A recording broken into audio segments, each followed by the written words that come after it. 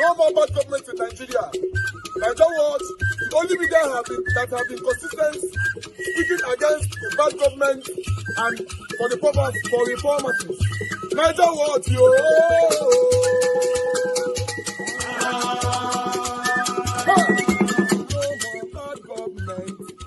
No more bad government. Niger what? No more bad government. Niger what? No more bad government. The only media that have been speaking. No more bad government. The voice of the voiceless. No more bad government. No more bad government.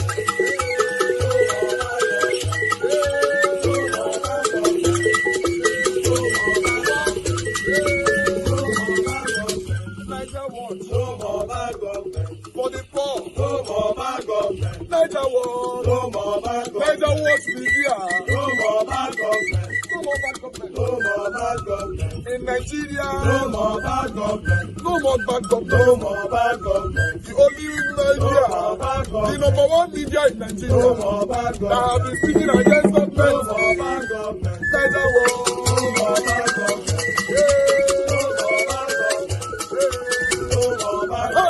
Niger what? The voice of the voiceless. The voice of the voiceless.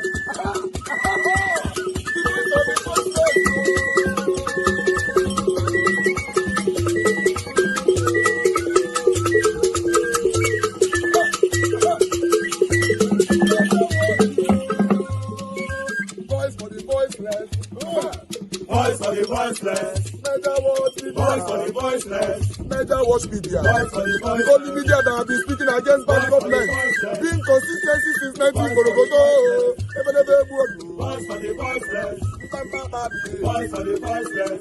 Umuwame. Voice for the voiceless. Umuwame. Voice for the voiceless. Voice for the voiceless. Voice for the voiceless. Voice for the voiceless. Voice for the voiceless. Voice for the voiceless. Niger watch you. We have been seeing all you guys have been doing, and we recommending to everyone in Nigeria, saying that you guys are the number one. Niger watch you.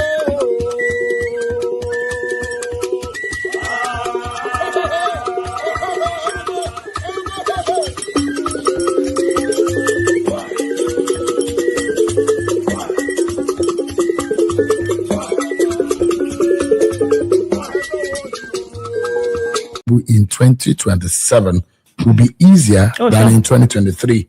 What specific changes or development has happened between now and then? There's going to be a huge fight. Just watch it and say that Aisha Yusufu told you. There's going to be an impulsion in APC. By the time the fighting starts, as we go on, that's enough to take care of them. That's one. Let's come back to the other issues for me. If you look at, I look at Lagos State. For me, I'm the kind of person that I always look at things and put them, look at the repercussion of every action that it's done and what the implication both now and later. In Lagos State, there was something quite, maybe people might not think it's really important, but for me, I think it's something that is very instrumental. When Obasa, the Speaker of the House, Obasa was removed, and then by overwhelming majority, and the other lady, I think Mojisola, Honorable Mojisola, sorry, I may be poor with names, was now installed. Miranda, yes. And the whole back and forth that went through with it, and where, you know, according to reports, Tinubu was not happy with that, whether his wife was not happy. And there was a meeting that they did. They all came to Abuja, including the governor, deputy governor. There's another, is it APC stakeholder? I can't remember what they call them now, in that same Lagos, who came in. And at the end of the day, they were forced to return Obasa. In doing that, I can tell you, there are people who are not happy. Because I remember that meeting, they said, Tinubu is not God. There was one who had said, Tinubu is not God. He cannot come and tell us what we are going to do in this. They've already made the decision. They've removed Obasa. They've installed this woman. And so there will be that anger that is waiting for as we go into 2027. A lot of people who were his allies for the 2023 election are no longer his allies. There are some of them who are very angry and very bitter at the way and manner in which they were treated. And some of them have vowed They will do everything. They know the secrets. And some of them have also revealed how they did the region. They know the in and out. A running mate is actually like a spare tire that you were driving and you now had a flat tire and you open your boot and the spare tire was at home. You get it? And sometimes spare tires never get used. Apart from even getting used, even when you want to, it's even at home. So you need to go home and bring it. And so for me, Aisha Yesufu, I am not, and I will never again, I've learned from that experience, I will never again vote for a running mate or campaign for a running mate. My campaign is for whoever is in charge, the president, whoever has the presidency. No, so I'm not using the running mate candidate as what I'm campaigning for. So I want to see a presidential candidate who I know is the most competent, has the most character, has the most empathy, has the best interest of Nigeria at heart, is not held down by luggages, and at this moment also physically fit, mentally fit to be able to take on the job. I am 52 years old. I have a son who is 26. He's going to be 27 in March. I have my last child. She's 24 already. And I would not want to have someone who is a leader that is not mentally and physically fit enough to run Nigeria and ensure it is kept not just for me, but for also my children and my unborn grandchildren if my children decide they want to have kids. Okay. So you will work with anybody who emerges as the candidate of the ADC? I will work with the most competent person who emerges. As the party deemed fits? I will work with the most competent person. For me, it's about the most competent. If I don't see competence, I would to be another story. But then, like I said, I am not, whoever is a running mate is not what holds me or makes me work or not work. I'm not here to just be in a party because I want, anyhow, it's not about, me getting in or whatever. It's a party that I know is going to ensure that Nigeria gets the best. And that's why I'm inside the party, to be able to ensure that we all here and we give Nigeria the best that it needs to have. Winning and rigging are two different things. If I tell you, if he's sure, because now I've been speaking all this English, if he's sure for former governor of Lagos, Bola Ahmed Tinubu, say he go fit win election, ensure free, fair, credible election. Remove all that mago, just ensure free, fair, credible election and let the results show for themselves. That's it. Why are they afraid of a free, fair? Are they afraid? They are. They're afraid of it. They stand against it. They do everything for it not to happen. Just allow the choices of the people matter. As they're voting, put out the result. Let's have a show. Even if it's today, let's do it today. Call the people out. Let them vote. Put out the screens and everything. Let all of us in Nigeria sit outside. We're saying the number. I think was it South Africa? Which country was doing it? You see the numbers coming in and let the voting be. And whoever it is that gets it, let it be. So the thing is, you see the people who are afraid, you see the people who constantly do not want for this free, fair, credible election to happen. That's where the problem is. It's not about who wins at the end of the day. It's about where the people's mandate given as it is. We're enabling environment for people to vote peacefully without fear for their lives. 2023, you saw how people were fearing for their lives, people who were killed in the process of voting, people who were hurt in the process of voting, people who were denied from voting. We saw what happened in Lagos gubernatorial election. That is not election. Let us not be focused on, it's not about who is there. It's about this country. We all will die. But Nigeria, by the grace of God, is still going to be here, hopefully for the next 1,000 years. What are we doing to ensure that it gets the best that it can get?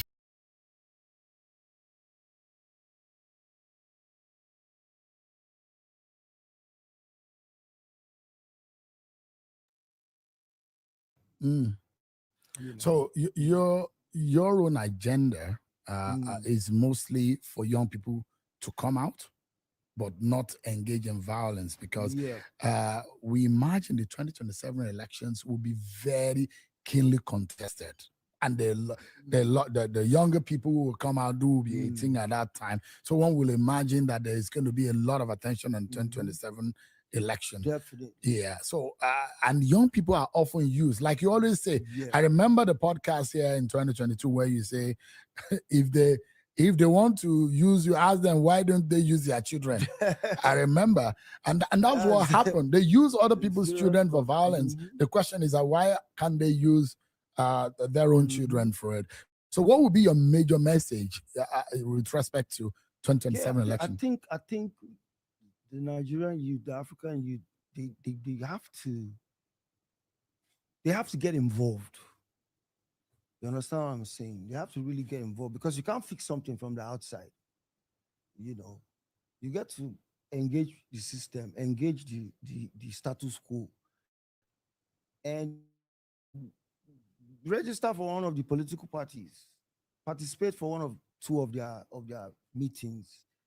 Just get involved. No matter, it doesn't matter which party you decide to belong to. Well, as long as you have an ideology and it's nation building, just go for it. You know, so for me, I want every youth to understand that power, where they say they don't get, they actually get that. You know, they actually have it. You once hinted about the possibility of going into politics. Is that dream still alive? It's definitely alive, but for me, I've always been, how do I put it? I participate for the thing. You know, for over so many years, I spearheaded a campaign called Vote Not Fight. And, you know, we saw some results. You know, at least we didn't solve the whole problem, but at least we helped to sensitize a whole lot of people. And we made them to cooperate and behave themselves during elections. You know, and I think we need to amplify it more. We need to really be very, very grassroots engagement. You know, it goes a long way. We still see pockets of violence here or there, but at least it's reduced greatly. And we just hope to keep reducing it like that till we'll get a near perfect type of situation. But are we seeing Senator Innocent Idibia? Honorable Innocent Idibia, Governor Innocent Idibia. What exactly are you planning for? I would say let's keep our fingers crossed on that. Are you probably doing in Lagos or doing in Benue? Where do you think you might be? Okay, right now, last year, my Excellency appointed me as technical advisor. It's something that I really, really, I respect that, you know, and I gladly accepted to be part of that. For me, it's to get that space and then try to do something, to contribute something to nation building, to state building. That is what I'm about right now. I say I don't appoint myself. I have appointed myself personally as Nigerian ambassador to everywhere. You understand what I'm saying? So in that light, for me, I just want to be able to, even if it's 1% of change, 1% of contribution to this country, that is where my head is at. That is where my heart is at. So to answer your question, we fit run out. Something fit happen. You understand what I'm saying? So, but you're not a member of the APC. But my woman right now is a politician. Oh yeah, Honorable Natasha. She's doing quite well. How is she though? She's good. Yeah. She's good. So at least from that angle, would they try to do your make best? us? They send us small drop of water. Yeah. So we just contribute small till we are able to do something massive. You know. Well, I mean, since you mentioned your wife, Honorable Natasha, well, I mean, there are a lot of stories out there, and there's so many stories. Towards the end of last year, so many stories. But is it true that she doesn't allow you to go out to go for shows? Man, that is so absurd. You see, the only thing I will say about it, we have this thing now, this phone, this stuff, and we have so many idle people. We have so many people that can just wake up and decide to just say anything. You know what these people thrive on is is this saying where they say there's no smoke without fire. They just don't want to create doubt. They create falsehood. There's so many fake news. There's so many falsehood. There's nobody in this world that, be it brother and sister, be it mother and father, be it husband and wife, be it whatever, where once in a while, one or two arguments, I disagree to agree. It happen, And then when people misinterpret stuff like that, you just go online, you just see so many things. So for me, this talk is very absurd. It's crazy. But what can we do? Everybody is hiding behind allegedly. Allegedly. So it's not true. So everybody's hiding. So what's the truth there? So basically, have you had a situation where she has stopped you from performing at some shows? No. There's never been a situation. See, I did how many shows last year? I was going out. I was doing stuff. People saw me. You came to my show. Yeah. You understand Where what did you I'm think saying? that was coming from? It's just, that's what I just said. Like, people with this thing, we work no day, we hunger food the country, we just decide to type or write something just to spark controversy. But I mean, like you talking from last year to this year, I have entertained people a lot. Allegedly. Allegedly. But I mean, they're also... It's painful, but But definitely you've had your disagreement and some down moment of bad times with Honorable Natasha.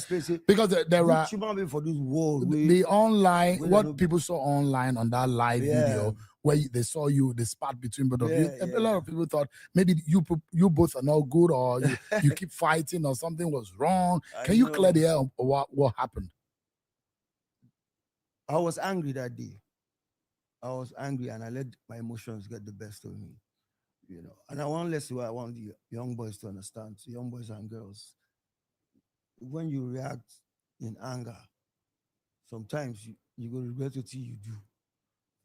So for me, and then make them take them as lesson. Make it be lesson to everybody. Say, before you come outside, I can't talk something. You need to check out where I'm first. So for me, it was an unfortunate incident. I let my emotions get the best of me. And that was it. You understand what I'm saying? So, and all this talk is absurd. It's there are a lot of things that came up. In fact, they talked about you being arrested in the UK. Things happened that you got into a physical with your wife. They say, oh Lord, that the marriage is over. Are you still together with Honorable Natasha? Many things actually get to you sometimes. But all in all, we've tried to keep our head above water and just leave people to just be talking what they are saying. And that's it for me right now. As long as I'm doing what I need to do, we're fine. So to answer your question, we're good.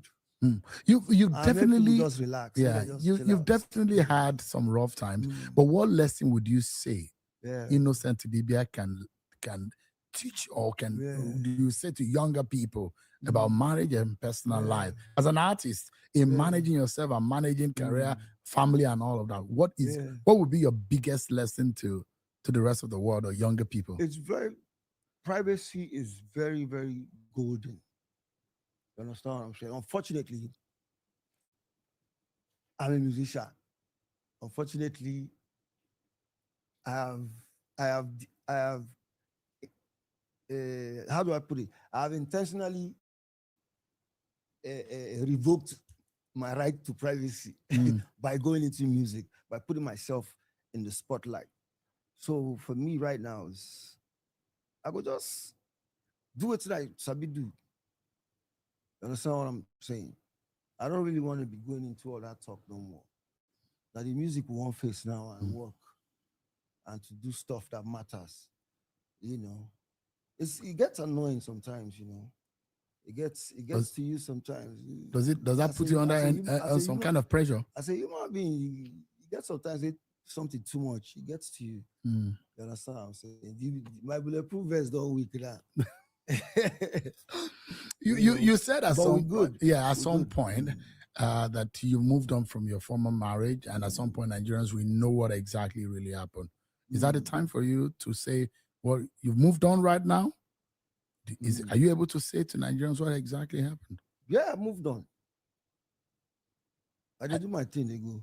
Are you and Annie good now, or you've moved on? I'm not gonna go into that.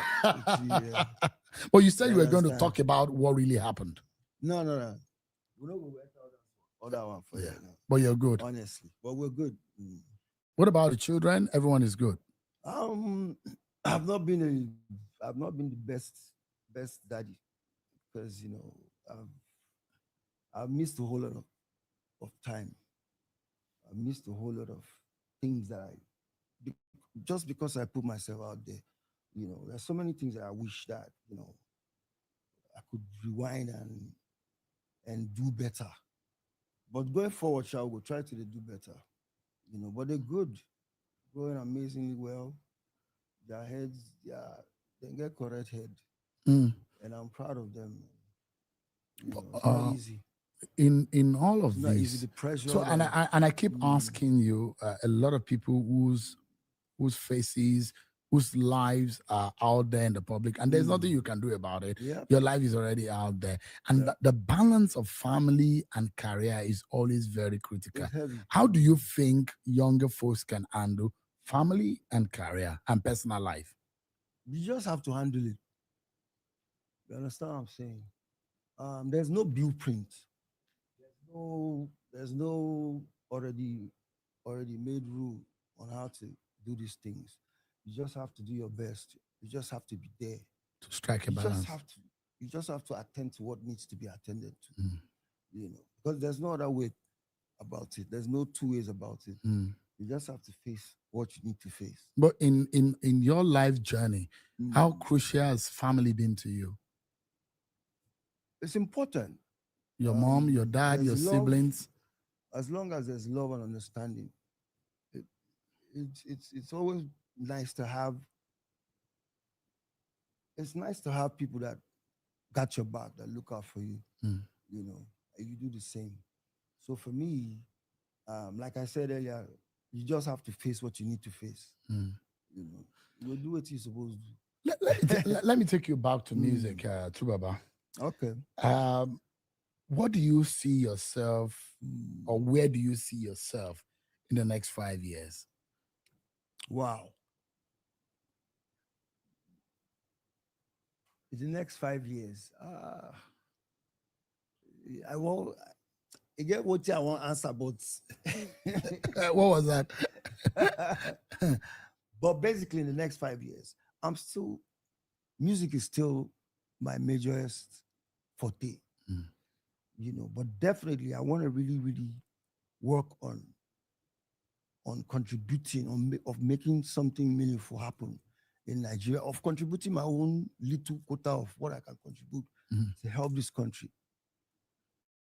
to make any space that I am a better place than I found it. And like I always say, it's now small things, they add up to make big things happen. So for me, any small thing that I do, there's a whole lot of projects that are coming up that, how do I describe this thing now? Shit. How I want to describe it? I'm lost. The things that you're working on? Yeah. To make life easy for one or two people. The motto of my foundation be that, service to humanity.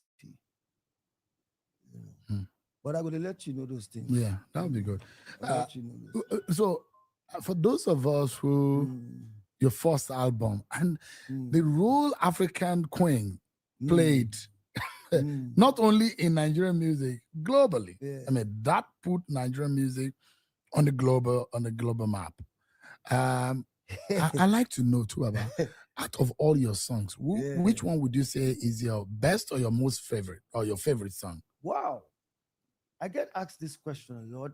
Hey, you. Yes, you. Stop scrolling. In fact, stop whatever you are doing and come closer. Do you live abroad? Do you send money to Niger? Then you need to hear this. You can now send money to Niger at 0 transfer fees. Use the promo code. These are the words that I will use to describe what it's like. Easy, man. But It ain't easy. tell me about this debate, and I sincerely want to get your view.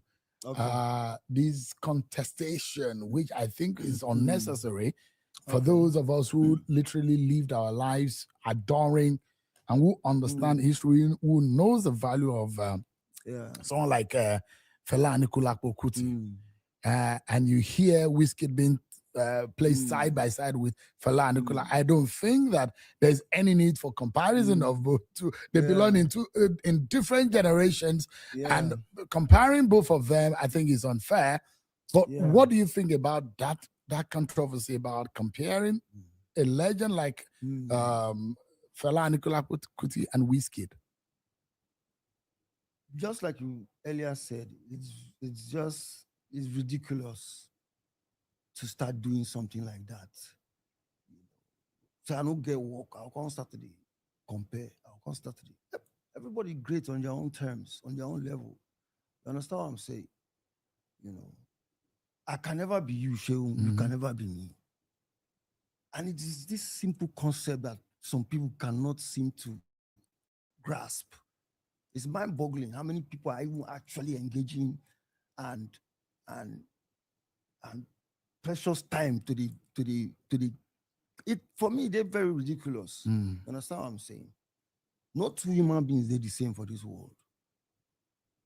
And with that concept alone, I don't know why I would now say, oh, Wizkid big pass Fela or Fela big pass. It's mind-boggling, to be honest with you. So for me, from my own standpoint, is there's nothing to talk about there. Fela is Fela. Wizkid is Wizkid. And that's the simple truth that many people just cannot grasp. You know. So for me, it's mind-boggling, it's crazy, it's a joke. You know, there's no basis, there's nothing to talk about. Fela is a great. You understand what I'm saying? And Wizkid is doing well in his own time and in his own game. You understand? So it's outright. First of all, it's apart from say, okay, it's disrespectful self to do that to Fela, you know. But at the same time, it's also unfair on Wizkid to be doing that, because somebody could just vex now. Say, which kind of TV this? Why do you want to compare yourself to, you know? And this talk start happening, and these things skyrocket, and it's fall into something uncontrollable. It is just ridiculous. So, Baba, let me put you on the spot. You are a generation ahead of these folks. Burna Boy, Wizkid, Davido. If you are to choose one of the music of these artists, which one would you choose? Hey, you! Yes, you! Stop scrolling. Malami, Abubakar Malami, former Attorney General of the Federation, has some very, very serious charges to answer, as we all know by now.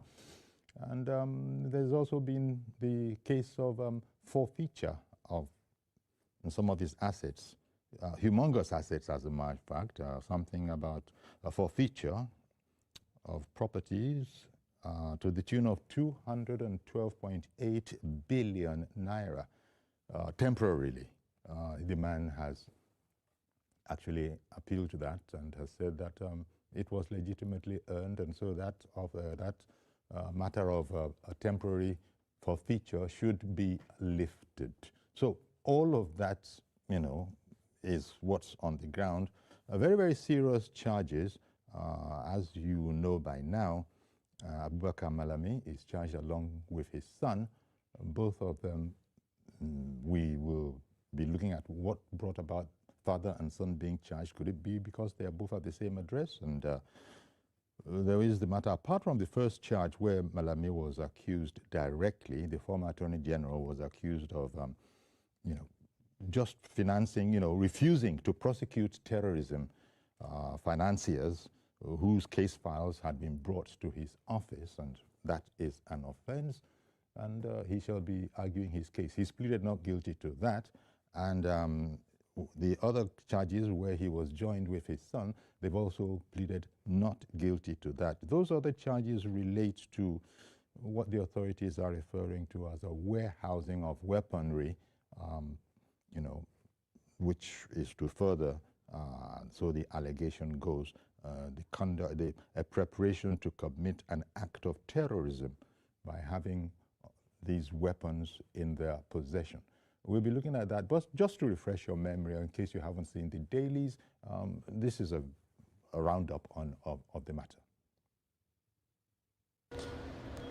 This is the second time the former AGF and his son will be arraigned at the Federal High Court, Abuja.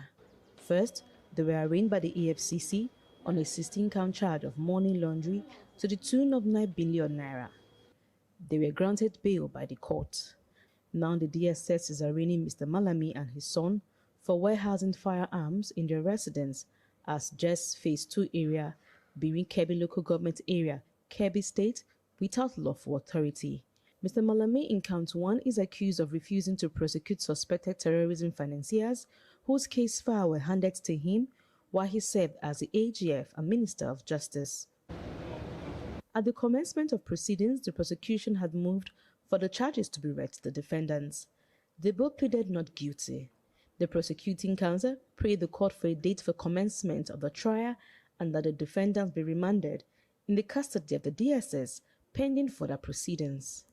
Counsel to the defendant, on the other hand, informed the court that his client has been in the custody of the DSS for over 2 weeks and was brought to the court directly from the hospital. He craved the indulgence of the court to move an oral application for their release. Justice Joyce Abdulmalik in the short ruling held that the court is a court of record and as such the defendant should file a formal application before the court and serve the same on the prosecuting counsel. She therefore remanded the defendants in the custody of the DSS and adjourned until 20th February for hearing. Celestina Iria, TVC News, Abuja. Okay, our thanks to Celestina. That report went out earlier. We shall be joined shortly by a legal practitioner in the person of Malaki Ugumadu. He's a constitutional lawyer, and we'll be looking at the seriousness of these charges. And, well, as we all know, in law, all of these are charges, and indeed, the defendants have pleaded not guilty. But we'll see how it all goes. They're pretty serious charges. And I was just curious. Maybe I'll be asking Malaki Ugumadu when he does get here. The oral.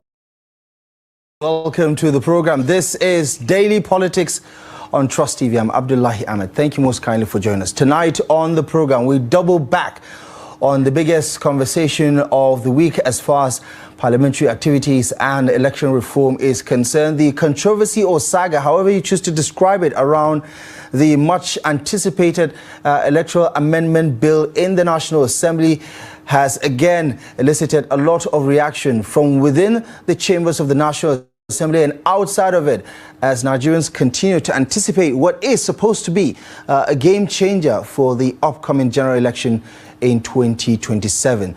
But of course, at the heart of the conversation is the transparency and the much needed improvement on the last election, which is the elements involved in making Nigerian elections more transparent, much more accountable, much freer and much more credible. And the biggest question mark is some of the terminologies that have been used to describe what the Nigerian Senate decided to go with.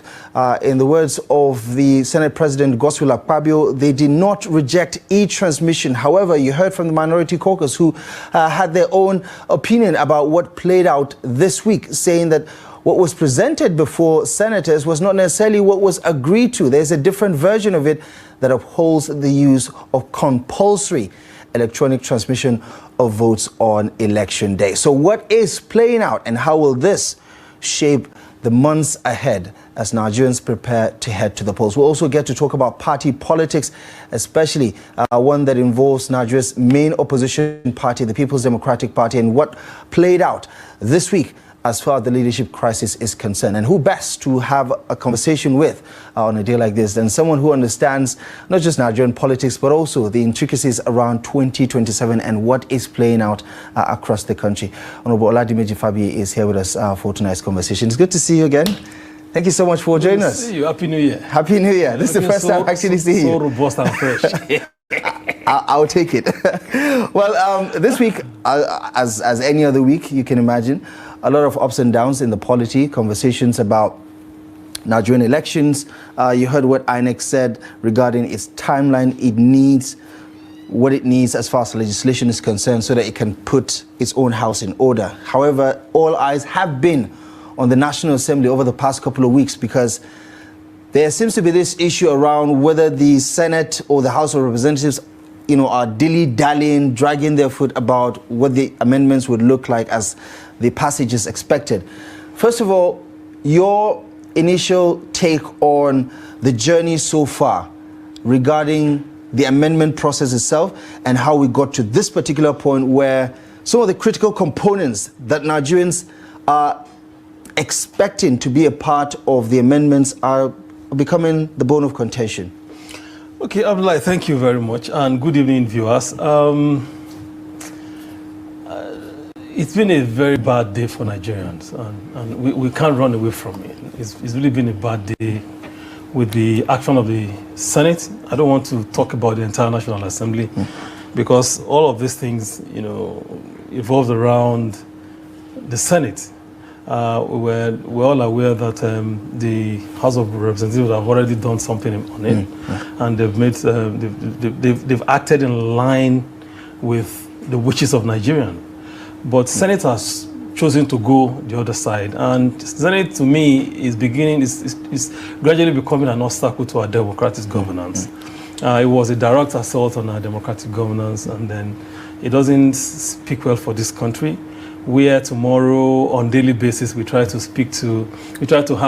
request the democratic partners come and support us, come and do this. Where does this lead us now? So all those observer missions and all of them, they come. So having said that, it's really pathetic that we have an institution that is supposed to be a bastion of democracy that promotes democratic tenets, principles, and ideals, going this way. That's why I see the disappointment, in Nigerians about the Senate, that everybody thought that, okay, you will enrich our democratic governance, and they have failed in that. It's big. It's a huge disappointment. How did we get here? You recall that in the last election, 2023, after the election and the PDP candidate Atiku Abubakar went to court, and Mr. Peter Obi, the outcome of that was that I remember the Supreme Court, in my own layman understanding, said we can't give you judgment because all of these things you're asking for do not have any force of law. And you also recall that in the build-up to that, the then INEC chairman came out boldly, was trying to convince even our youths to say, guys, don't worry, it's not going to be business as usual. Anything you do, you guys are in a tech age, everything is going to be transmitted. He gave all sort of promises. But those promises were broken, badly broken. So the issue of trust ensued immediately. And that's why you see Nigerians asking for this to be done. And I've expected that the Senate will be so responsible, will be so sensible enough to listen. You conducted, this same Senate conducted public hearing across the geopolitical, the electoral committee, the team, the electoral committee members. They went around the country and they came back with a report. So why are you now doing something different from what the Nigerian people that put you there asked you to do? So it's a big question the Senate must be able to answer us. I have two kids, one is responsible, one is not responsible. As of rest seems more responsible. They call them the younger version of the National Assembly, but they seem more responsible than the one in Senate. I'm not saying that we don't have good ones among them, but those good ones don't have the voice. And what do you make of the minority caucus? The minority caucus, yes, that's where I'm going. I'm very happy that the minority caucus came out and made some level of clarification about it, and they extricated themselves from all these shenanigans done by Akpabio and his team. You could see something there yesterday. According to an account, I read it somewhere today. I can't, if I can, I would have even brought it out there. That thing was done on the floor of the chamber when they were sitting. that amendment because somebody was talking to somebody in the villa. Is a direct insult on, is an assault on democracy, is an insult on Nigerians. And the question I always ask is, what has Nigerian done to Akpabio? What has Nigerians done to all of these people, from the president, even to the judiciary, that we're being given this kind of treatment? What have we done to them? What are you accusing the Senate President or even the President of exactly regarding this conversation? What are you accusing them of? I'm surprised you're asking me this question. I'm accusing them because they are trying to be clever by half. See what they did. How can Nigerians tell you, Nigerians are elected you to be there to represent them, to make laws that will better their lives? See, the moment we miss that, what's it called? Our recruitment process is faulty. We're not going to get it right. And this is where it starts from. I was even expecting that they would take some other far-reaching amendment. This is the major one. Because the court clearly said we cannot adjudicate on because it does not have a force of law. Why can't you give it a force of law? Why can't you make it mandatory? They're now talking about transfer, transmission, whichever one, give it a force of law. This action is even going to disenfranchise Nigeria. Do you know why it's going to be like that? Because people would vote. You said, because I know that in advanced climes, they will give you data, statistics, that led to the decision they took. What did they do? It's just political. If you tell me it's because you can't because if you are going to Kaduna and in a section of Kaduna, the road, there won't be a network there to transmit results. That if you do that, if you say that's the reason, then you are not being honest with Nigerians, because it means that you are going to what this thing is talking about, voting. People would have finished voting. People have finished voting, but if you don't, if you don't, then you can actually then send the results to wherever it's supposed to go. So if you don't do that, then you are going to no one you are disenfranchising Nigerians, because the result of their votes will not be counted. Are you saying that when the Senate President said, "Listen, we're maintaining the provisions as contained in Section 60 of the 2022 Electoral Act, where the discretion is on INEC to transfer results as it sees fit, it's not enough"? Why is that not enough? That was where we were in the last election. And what was the gap from your point of view? The gap, how? Well, I'm just talking about what led us to this. If the trust has been built by INEC, if what INEC said what they did, there won't be requests, there won't be all of these things. Nobody will care whether you transfer, whether it's in real time or not, because they know that we are going to do that. It will certainly come. So the thing of the seed, all of these things, the Senate and the presidency are playing games, and that game is, this is where they want to zone Nigeria. They want us to go back to that old one so that they can perpetrate whatever they want to do, like in 2023, in 2027. That again, just to be clear, how does this benefit them? How does this benefit them directly? It benefits them now. All of them, see, these guys don't want to commit class suicide. That's what they just did. Because they know that under a free, fair election, none of these guys will return, including Mr. President. None of them. If Mr. President feels he has done so well, and Nigerians are with him, and then let him give us free fair election. Let him do that. But for them not to do that was the reason they did what they did. And I can tell you this for free: Mr. President will not sign this bill. Even if it gets to him, he will not sign it. Go and write it. Why wouldn't he? He won't sign it. I can tell you. You will call me back and say, what? He's not going to sign it. Because they prefer to have that 2022 that gave them everything. We still go back to court. Was the 2022 Electoral Act, in your view, so flawed that it cannot give Nigerians? If it was not so flawed, why can't Supreme Court judge adjudicate on it? It has flaws. Some would say, if you're talking about the Supreme Court, maybe the legal counsel of whether it's the PDP or the Labour Party, they didn't do a good job of convincing them. I mean, we've heard from the justices about how unconvincing the arguments have been. No, the court was very clear. The court was very clear. Apart from all the other things that are there, that the burden of proof has to be on the, is it plaintiff they call them or whatever? Yeah. That is even wrong. It should be on INEC that conducted the election. That's what we're saying. Was that part of the whole thing they did? Was there any? The big elephant in the room is this mandatory transmission of results from the polling unit to whatever portal they have created, so that people can see how are these things done in America. I've never seen where the chief of electoral body in America sat. I'm an American person. I do a lot with America. I've never seen where the chief of, and I've witnessed so many elections in the US. I've never seen where the chief of electoral, like our own INEC chairman, will come and say, we are declaring winner. You know what I'm talking about. You would have seen it. But they also have a flawed system. I mean, most recently, 2020, remember what Trump said about the election and how it nearly... What came out? What came out of it? Upturned. It's still a problem. President Trump... Same issue in 2016. Why? Same issue with Bush, Al Gore. Why didn't he say that when he won now? Right. Yeah, so that's the point, isn't it? Isn't the bigger problem politicians? Was he saying that those things were the thing that were corrected as I won? Isn't the bigger problem politicians whose narrative keep changing depending on whether they are winners or losers in an election? Our own is pathetic. The brand of politics we do in this country is only in Nigerian politics you see they will add black pepper, red pepper and everything. It's not like that. We can't advance, we can't progress like this. Our recruitment process, leadership recruitment is important, and this is where it starts from.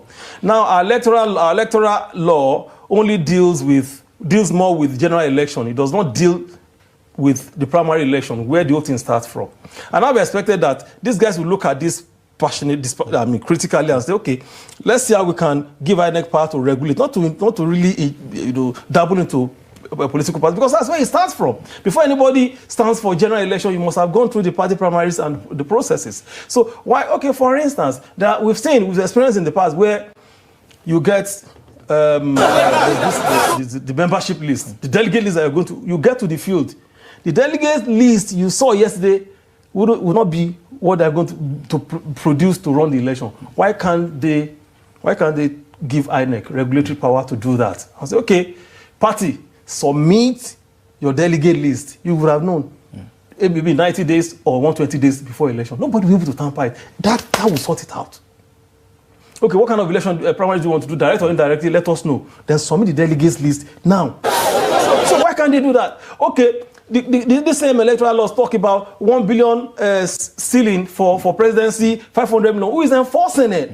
INEC does not have the power to audit. So all of these things are critical challenges that they would have looked into. They took all the time, 2 years. They took all the time. They prefer to go on flimsy. We have to change our national anthem. Excuse me. We have to change the color of our flag. We have to. No, I mean this is not. We can't progress like this. If you zoom out from where Nigeria started, from the 60s down to the Fourth Republic, you don't think there's enough progress to suggest that, in spite of all the gaps, we are making progress when it comes to our elections? I wouldn't say that. Really? But we're not there. We're not there yet. I mean, I agree with you on that. Yes, you wouldn't say that this is work in progress? No. We're not better than where we were in '99. Of course we were. Of course we've made some progress. I wouldn't deny that we've done. But as long as we're not there yet, we'll continue to talk about. We shouldn't say because we've made progress, we don't talk again. We're talking about how we can make things better. I'm asking you if you think this is all bad. This is all for naught. Where we are without this one element of electronic transmission. Because it would have advanced us again.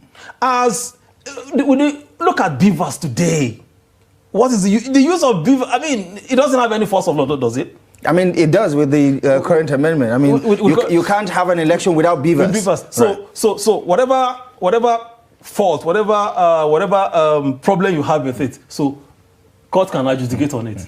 So what stopped them from doing this one at the same time? So that we know what is next, what we are going to, the loophole we are going to see in the next election. Why is compulsory transmission of result a deal breaker for you?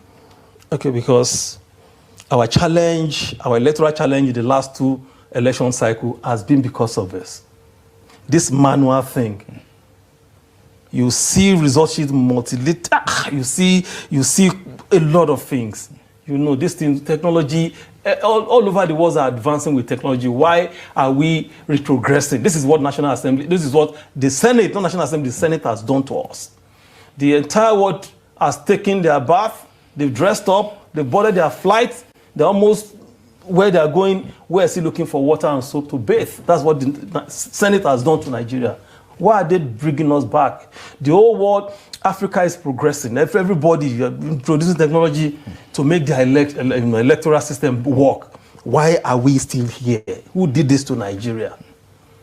And no thanks to Akpabio. It's only him who knows what is hiding.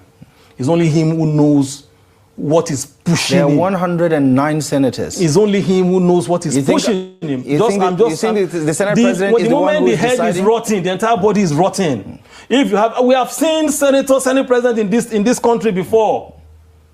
We have David Mark. Go and check his record. We have Bukola Saraki. Go and check his record. We have Ayim. Go and check their record. Were they not Senate President?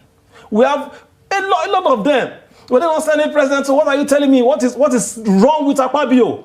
He's not representing Nigeria well in this thing. Only him knows what is chasing him. Only him knows what is pushing him to be working against the collective interest of Nigerian people. Because as a Senate President, you have so much overbearing power on your followers. If you are doing good things, nobody will stray. Nobody. This is the worst class of legislature we have in the Senate.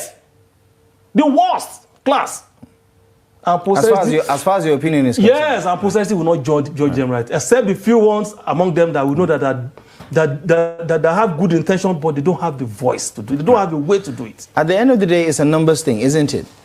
It's put to a vote. The APC already has a majority.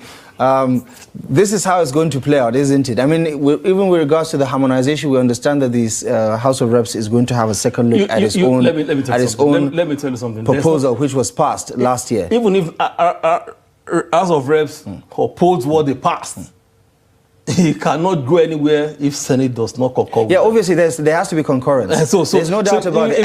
And we don't envision that is... That's why I'm telling you that this is a card. This is a script. These guys never wanted to change anything from 2022 amendment bill. This is where they are zoning us. President will not sign this bill. Go and write it down today. President Bola Tinubu will not sign it. I thought you said he wanted this. Well, so why wouldn't he sign it? I said he wanted it. You said he wanted 2022 provisions to remain intact. That's exactly what I'm saying. He's going to the old one. So why wouldn't he pass it? Because if this one has not come to effect, you can't repeal that. Yeah, so that one will be in operation. Yeah, that's what I'm saying. I'm saying if the amendments are still being jettisoned, as the case may be, they will revert to the old one now. No, I get it. I get it. Especially if he doesn't sign it. But if he doesn't sign this new one. But why wouldn't he though? He's not going to sign it now. It's a card, it's a script.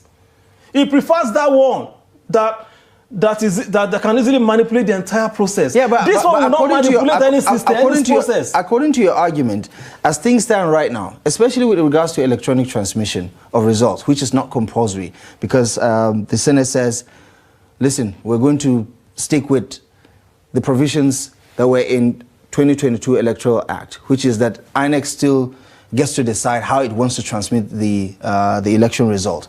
And if it wants, it can use electronic means. If it wants, it can Nigerians don't want what you are talking about. The point is, if at all, this is, according to your argument, this is what the Senate President wants because this is what the President wants, right? If they are having it their way, why wouldn't they sign it? Because there are other elements to it, don't forget. The spending cap has been increased. Election notification has also been decreased from 360 to 180. There's more to this than just electronic transmission. Abdullahi. Electronic transmission is the biggest elephant in the room. The moment you don't get that, forget every other thing crumbles. Because that is the crux of the matter. Why don't you want the result to be transmitted from the polling unit to the IREF or whatever you do? Why is it difficult? Technology has made this thing so easy. And where it does not work, you use manual. What percentage of technology deployment do we need that we couldn't get that will now make us go to manual? How can you do manual 80% and technology 20% in this world, in this modern time? That's the question. As you know. See, these guys is a script. They prefer 2022 because it gives them a lot of latitude and leverage to achieve their inordinate whatever they want to do. This one will not help them, especially if that clause is there. Then, if you know there are other things, why can't you put this one too? If you are so sure of what we are saying, if you are so sure of what we are doing, I want to beg Mr. President to please, for the sake of Nigerians, no matter how long he stays in that office, he's going to leave the place one day. Akpabio will leave the place one day. All these people in the Senate that are doing this will leave that place one day. They should think about it. Nigerians don't deserve this. We have suffered enough. If this is the only thing Mr. President can achieve, let him achieve it and write his name in gold. You have not given us good security. Okay, fine. We understand. You have not given us the best of economy. We have forgiven you. Lapses in the government. Okay, fine. But give us this. Because it will change every other thing for us in this country. It will change every other thing. It's what we're saying. And as far as the politics of the conversation is concerned, I mean, clearly the opposition doesn't have the numbers. Not in the Senate, not in the House of Representatives. That is it. So the majority will have their way. That's the point. That's the point. All this story about glitches. This APC government should be ashamed that with the majority they have in both houses, they couldn't effect this for us, for Nigerians. They should be ashamed. APC leadership should be ashamed that upon all the issue of glitches that came up and all that, and they could not fix this thing now. They could not fix it. They should be ashamed, and they have the majority. But if it was to borrow money to kill Nigerians, the pass is very fast. But this one that will help the country, that will help the people of this country, that will give them future, they can't use the power of their majority to do that. And they want us to be looking at them. I'm calling on Nigerians, especially the youth. Your future is being tampered with. Rise up. I'm not saying you go and carry gun. Fight for your rights. Constitution give you certain rights. Fight for your rights. Fight for your future. You don't need to carry machetes. You don't need to kill somebody. You don't need to attack anybody. But fight for your rights as enshrined in the Constitution of the Federal Republic of Nigeria. So in the last 20 these people don't care about you. They only care about themselves. I was watching the clips yesterday. How fast the Deputy Senate President quickly seconded the motion moved by Munguno that's got all of these things. These are not people worthy to be called leaders because they don't care about anybody. They don't care about you. They don't care about your future. If you like, no problem. It's very sad. Very, very sad. That was a wonderful submission from that gentleman right there. But meanwhile, I have a short video left, just 3 minutes long video from Wike, who lay course on those people who is supporting indirectly, who is supporting Fubara, that anybody that you help will come back to fight you. Everybody was surprised how Wike were laying these courses today. But I'd like us to listen to this quickly, guys. When the president has shown his interest that he will run, we have no other choice but to continue to support Mr. President. Mr. Coordinator, you have to start preparing to also inaugurate all the ward coordinators and the unit coordinators. It's very, very important. We must cascade it down to the units so that they will be our evangelists to go and talk to our people why they should continue to support Mr. President. This office that the coordinator has said, taking us around, our leaders were happy. Go and see the situation room, go and see the radio station there. We are battle ready. We are battle ready. There's nothing we cannot do. Because unity is strength. The moment we're united, the moment we are focused, and we know where we're heading to. But let me tell you one thing, and I say today being 7th of February, whoever is watching this program, whether you're a senator, whether a House of Reps member, whether you're a minister, or whether you're the governor, and you support betrayers, people continue to betray you in life. Let me say it again. Whether you're a senator, whether you're a member of the House of Representatives, whether you're a minister, and whether you're a governor, you sit down and support those who betray. Betrayal is your portion. Betrayal is your portion. Betrayal is your portion. And today you will be betrayed. You will not have mouth to say anything. There you will collapse. And there you will go. And they will announce, so person have died. Because that is the seed that you planted. Whatever you plant, you reap. Whatever you sow, you reap. So since you are sowing betrayal, betrayal will follow you everywhere. I have told you, and don't take it for granted. Watch. Watch. Every governor who is doing second tenure, who has ambition to put a structure and is supporting betrayal, you will never survive it. You will never survive it. Betrayal will follow you. From the day your successor comes in, my own took so many months, your own will start immediately that the person has been inaugurated. That is what the gods of the land have told me to tell all of you.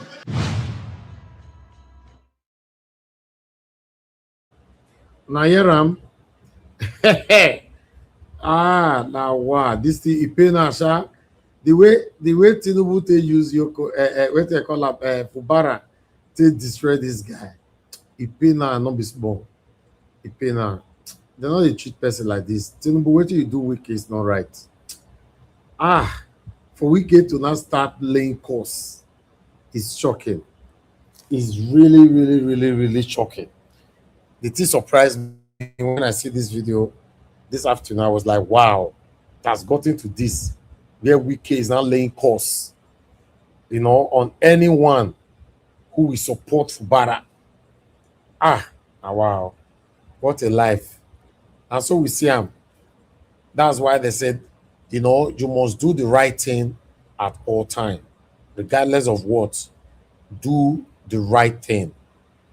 We can't continue like this, but nevertheless, I appreciate every one of you right there, my people.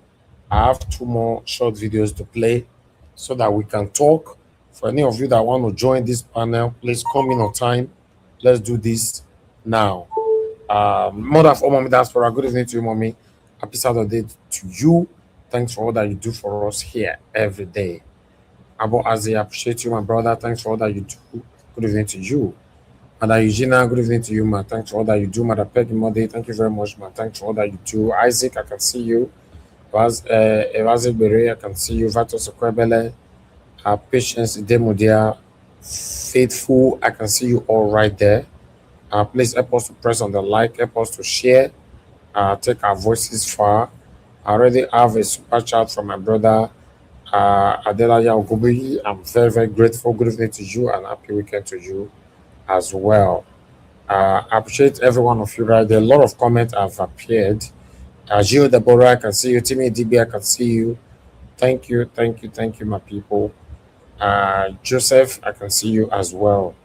Okay, I just want us to move on. Discussion Channel TV, do not be left out. I appreciate you. Let's listen to the plight of Nigerians. Let's start from this one. ISWAP, Mamuda, Lakurawa are doing real-time electronic transmission of their activities. They are doing electronic transmission of their kidnap ransom. They are doing TikTok live, electronic discussion of their kidnapping activities. They are on Twitter, tweeting electronically. Government, they tell me that they cannot electronically transmit my vote from the polling unit to IREV. it not work. A government that wants to take my tax, a government, I transfer money from one account, enter another account, you collect tax inside. Nekwemu, shame no catch you. I transfer money from account A to another account B, you collect tax, but you no want transmit election result electronically. So you like my tax, but you not like my vote. Boy, I pour you spit at Babio. Wagbon. Your head is not correct. I pour you spit. Pregnant woman, where they 8 months and 2 weeks, I pour you that pregnant woman spit. I pour you 90-year-old a day spit. I pour you a power day winner spit. You want my tax, but you don't want my vote. You are taking my tax, but you don't need my vote. You know how to take my tax, but you don't care about my vote. So I should give you money. You want to reap where you did not sow. You want to reap where you did not sow. We are using our taxes to service your libido. If you guys know what INEC is planning for the next presidential election, if you guys know what the National Assembly, the Red Chamber, since the Senate, what they are planning for you people, 2027. Now next year, you know, for again, you guys will sit up and focus. INEC is the electoral umpire in Nigeria. Listen to this very well. Share this video as many times as possible. Save this particular video. Because if you guys fail to secure yourself, this suffering and this hunger will continue to 2031. INEC is supposed to transmit results electronically, straight from the polling unit, straight to the IREF. They were supposed to do it in 2023. And they said there was a technical glitch. And INEC chairman, Mahmoud Yusuf, announced presidential election when all the results from different polling units or ward were not yet uploaded. As at the day that President Tinubu was mentioned as president of Nigeria, some of the results never entered. So that was a tricky announcement. And they are planning it again 2027. Normally, according to INEC policies, their law is in their law. And the presiding officer there is supposed to do what? Transmit from units, polling units, straight. Once it is you vote is counted, all the agents sign, straight from unit, straight to IREF. But look at where they carry out their rigging. They will take it from unit to ward, from ward to collation center. Now that collation center, the rigging they happen. Now there they happen. Because most of the time, what is being done in the unit is not what is reflecting in IREF. Where was the Magomago done? In collation center. Go and ask River State. That's what Wike did in Obiabo. And now Nigerians are interested right now. Let everything be transmitted electronically. Godswill Akpabio say no. Most of the senators say no. This is time for Nigerians to really know who loves them and who don't love them. These are people that have made up their mind to keep you in poverty, keep you in insecurity. If you are going to be free, you need to demand for a free and fair election.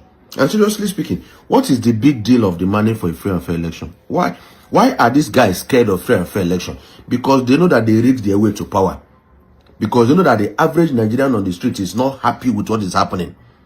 But they will prefer to use Mago. How can you be using analog voting process in 21st century, 2027? So what happened to the bylaw of INEC that presiding officers are supposed to upload straight from polling unit to IREF? Nigerians, you people should be wise. So there's going to be a peaceful civic action in National Assembly. Operation Occupy National Assembly. Everywhere in Nigeria, this is not the time to get angry. This is not the time to look for an activist that will save you. Any person that really wants Nigeria to work should be interested in INEC. One of the ways you will know those that don't want Nigeria to work, that are deceiving people in the name of wanting Nigeria to work, they will not support this thing that we are working on for INEC. Just imagine, INEC just decide to transmit electronically, straight from polling units, straight to IREF. Then there will be free and fair election to a large extent, Tabi. So this is when you will know those that really want Nigeria to work. Because INEC, the electoral umpire, no matter what happen, not them go decide what happen. everything but fight for themselves. I've known that that's the kind of country I come from. Now, why when I talk to them, I know they beg them. I know they convince them. Of course, I think they talk because I know say they know what they do. I, for one, will not wake who's pretending to be asleep. I not go pretend to the wake who they pretend to the sleep. Now, what I go pour you or 2 by 2, I go wipe you for back of your head. You yourself go stand up. I'm not joking. Good evening, trenches. I just got in. I should be resting, but I did think I'm for my head. Why this picture not there everywhere? Why never there people DP? Why never there people pages? Why have you not posted it on your page? Oh, you be smart picking. You don't know what's going on. You don't know the meaning of say Senate rejects that particular bill. Say they're not going to transmit results. You don't know what's in me. We should break it down to you in ABC. My friend, go and carry a picture and post on your page. When you go reach to fight, now you go do like leper. You know, go bring and make you fight. And you are in Abuja, you did not go to the National Assembly, and you don't have any plans of going there tomorrow. Now that car boy you do now, you want to die. You don't want to go and fight so that your country will be better. Sorry, don't be for quarrel. But this fight is a fight for everybody. Shout out to everybody who came outside today. And because I not take ground, now why not go? People say maybe she good keep fear. I've not been around. I've been on transit for the past 48 hours. Might not to make mass. I don't go like 7 states in the last 2 days. Yesterday and today, like 7 states, more than 15 events. You know, it's all for a better country. Sensitization. But God knows, say the nearest flight, if he take me to Abuja, I no go miss her. I go there. There's nothing that will stop me from attending that protest on or before Monday. I never see nothing except I die before that day.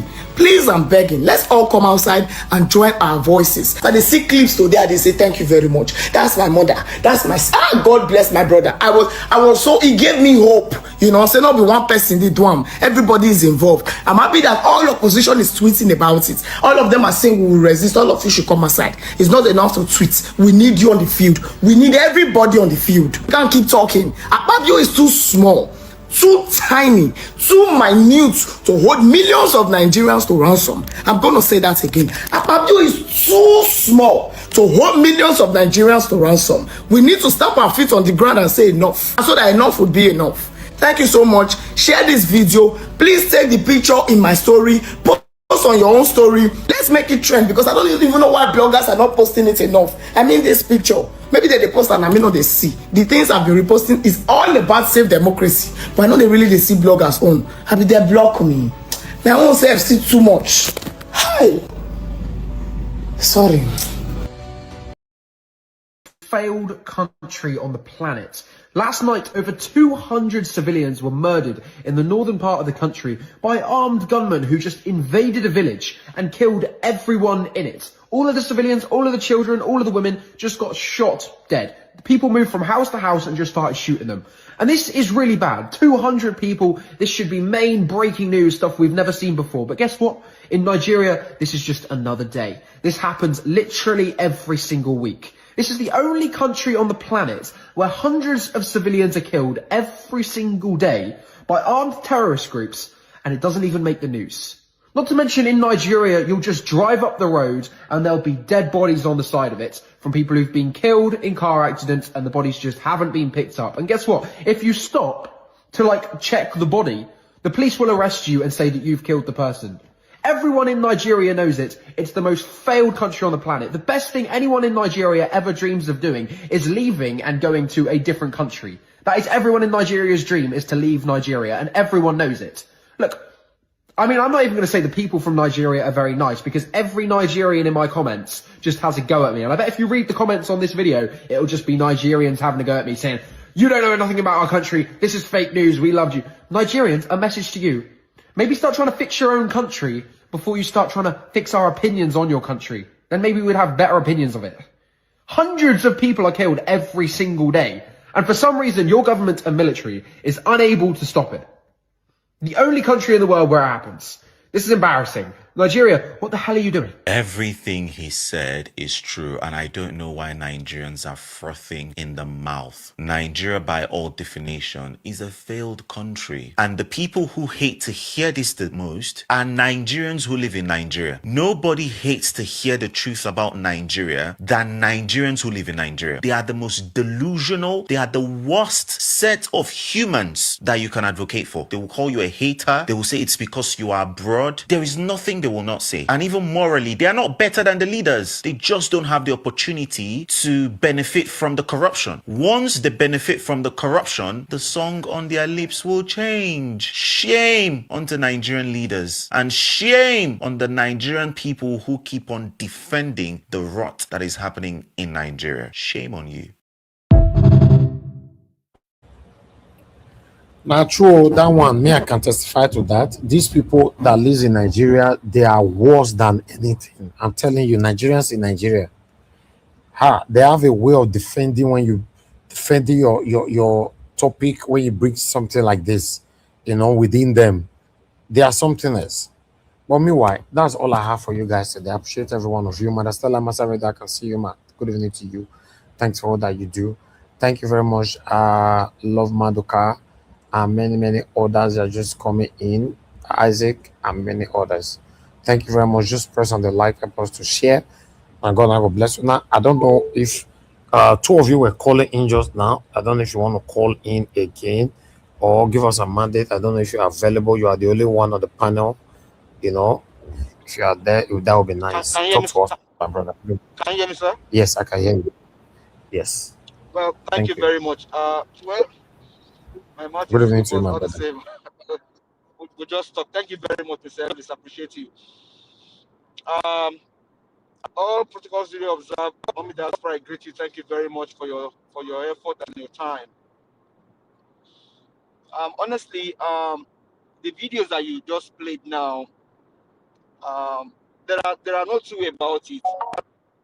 What we are going through is just is a show of shame that Nigerians and those that you even think will come out and probably speak about the situation of the country, nobody's speaking. Now, I sent you a video earlier. There's this sister from our southeast, one of our southeast sister, about what we discussed here yesterday, and she just put the same video of Saddam and also speak on the same video. What we said here is just the same that she was saying. Nothing different. Nothing is different. And I just wonder why we cannot stand up and just put an end to this whole evil that is happening, because it's evil against Nigerians. Now, the two guys earlier, another brother that was interviewing that the other guy from the west, and that's why sometimes I always ask questions about Shehu and most of these people that sits in media houses. Are they in a different Nigeria than the one that Mr. Elvis is in today? Because you're asking the brother that, so why the cry about this transmission and everything, like as if he's not a Nigerian. You're a Nigerian, for God's sake. You know what happened in the last election.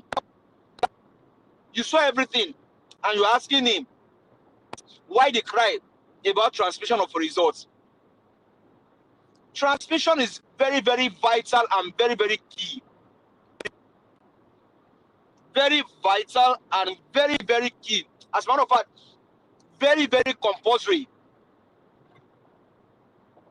It is as compulsory as writing JAMB exam. It's as compulsory as somebody in the delivery room that needs to deliver a baby and needs to be attended to. The issue of electronic transmission of results is very, very sacrosanct, very, very important. Mr. Can you see me, sir? It is very, very vital. Yes, you yes, cannot do away with it. You cannot do away with the transmission. Why? Because it is only in Nigeria you will see people on the election result sheets from EC8A, for example. You see people drawing women with bra on from ECA. You now go to the back end of the you now go to the RF itself. You see all sort of things uploaded on the election portal of a country. On the form ECHA, you will see different mutilation. That's why Dr. CM said here in the last election that we made rule and we are the one, the criminals among us, break the rule. Now, it now becomes that Nigerians are the one that make the rule and they broke the rule. We didn't break the rule. The criminals among us, people like Wike, people like Mahmoud Yakub, are the one that broke the rule.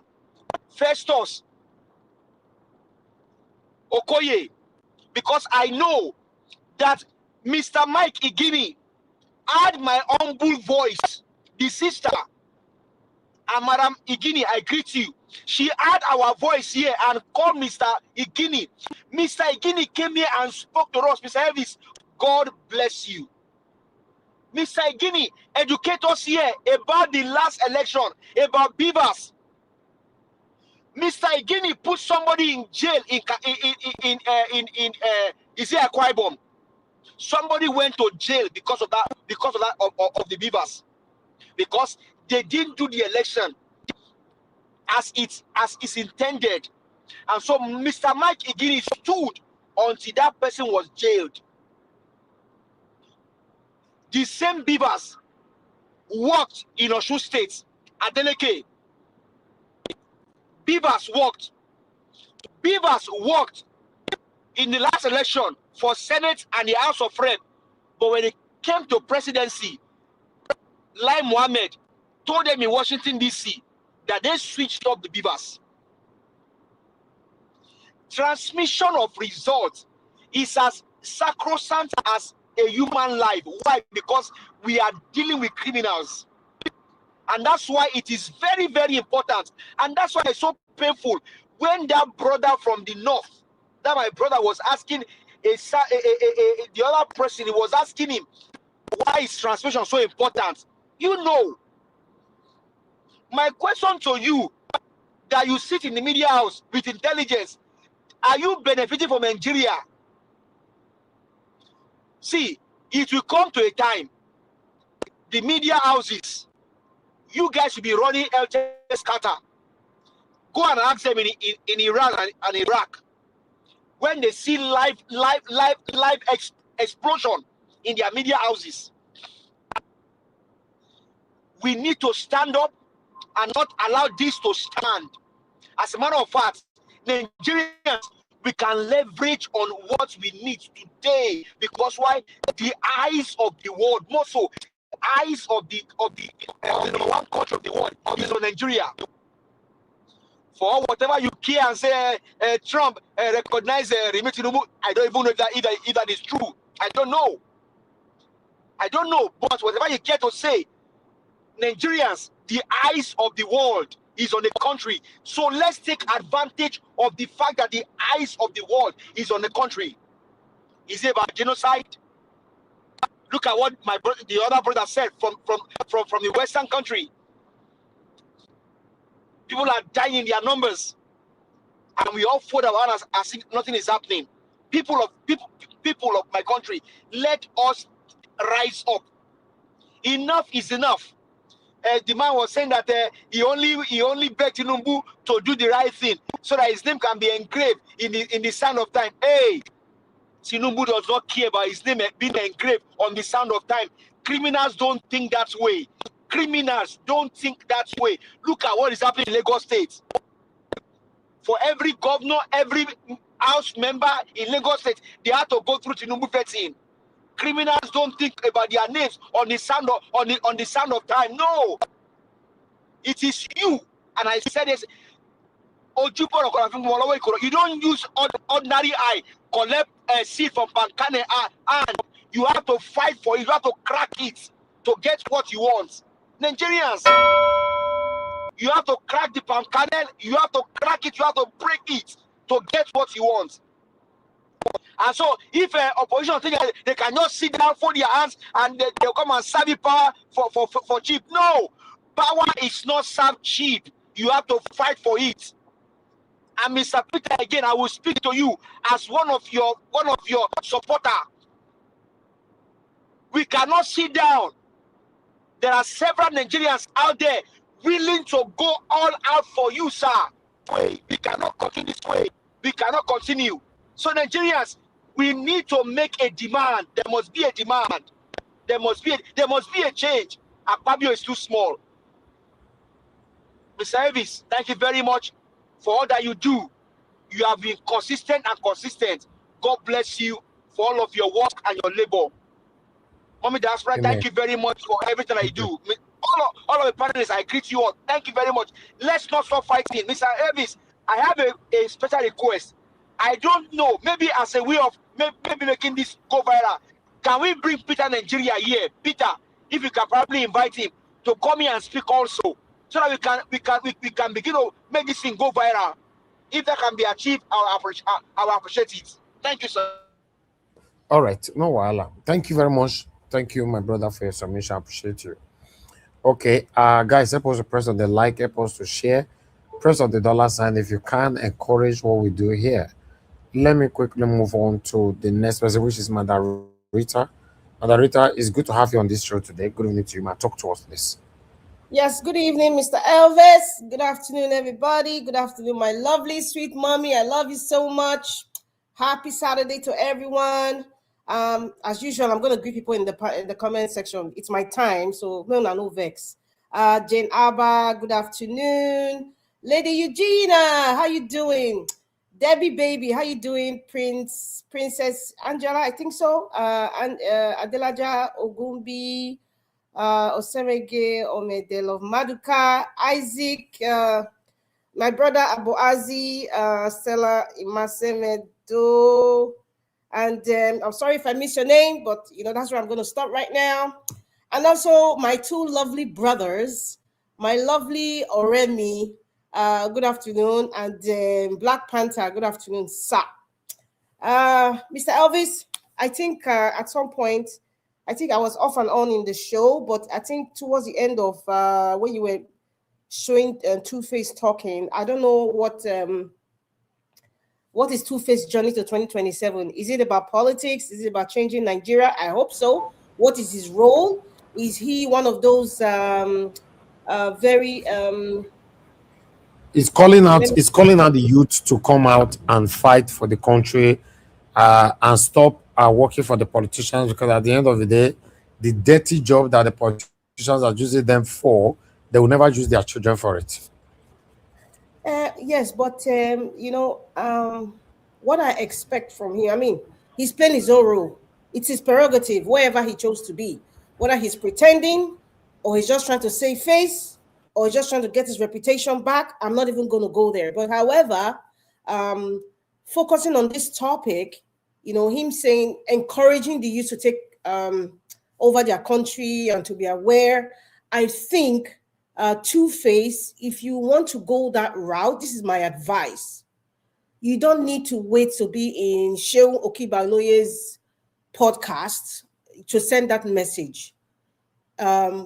Because take it or leave it, you are an influential person. And take it or leave it, you have millions of people who look up to you, millions of people who would listen to you. Do not wait to be in somebody's podcast, to preach whatever you need to preach.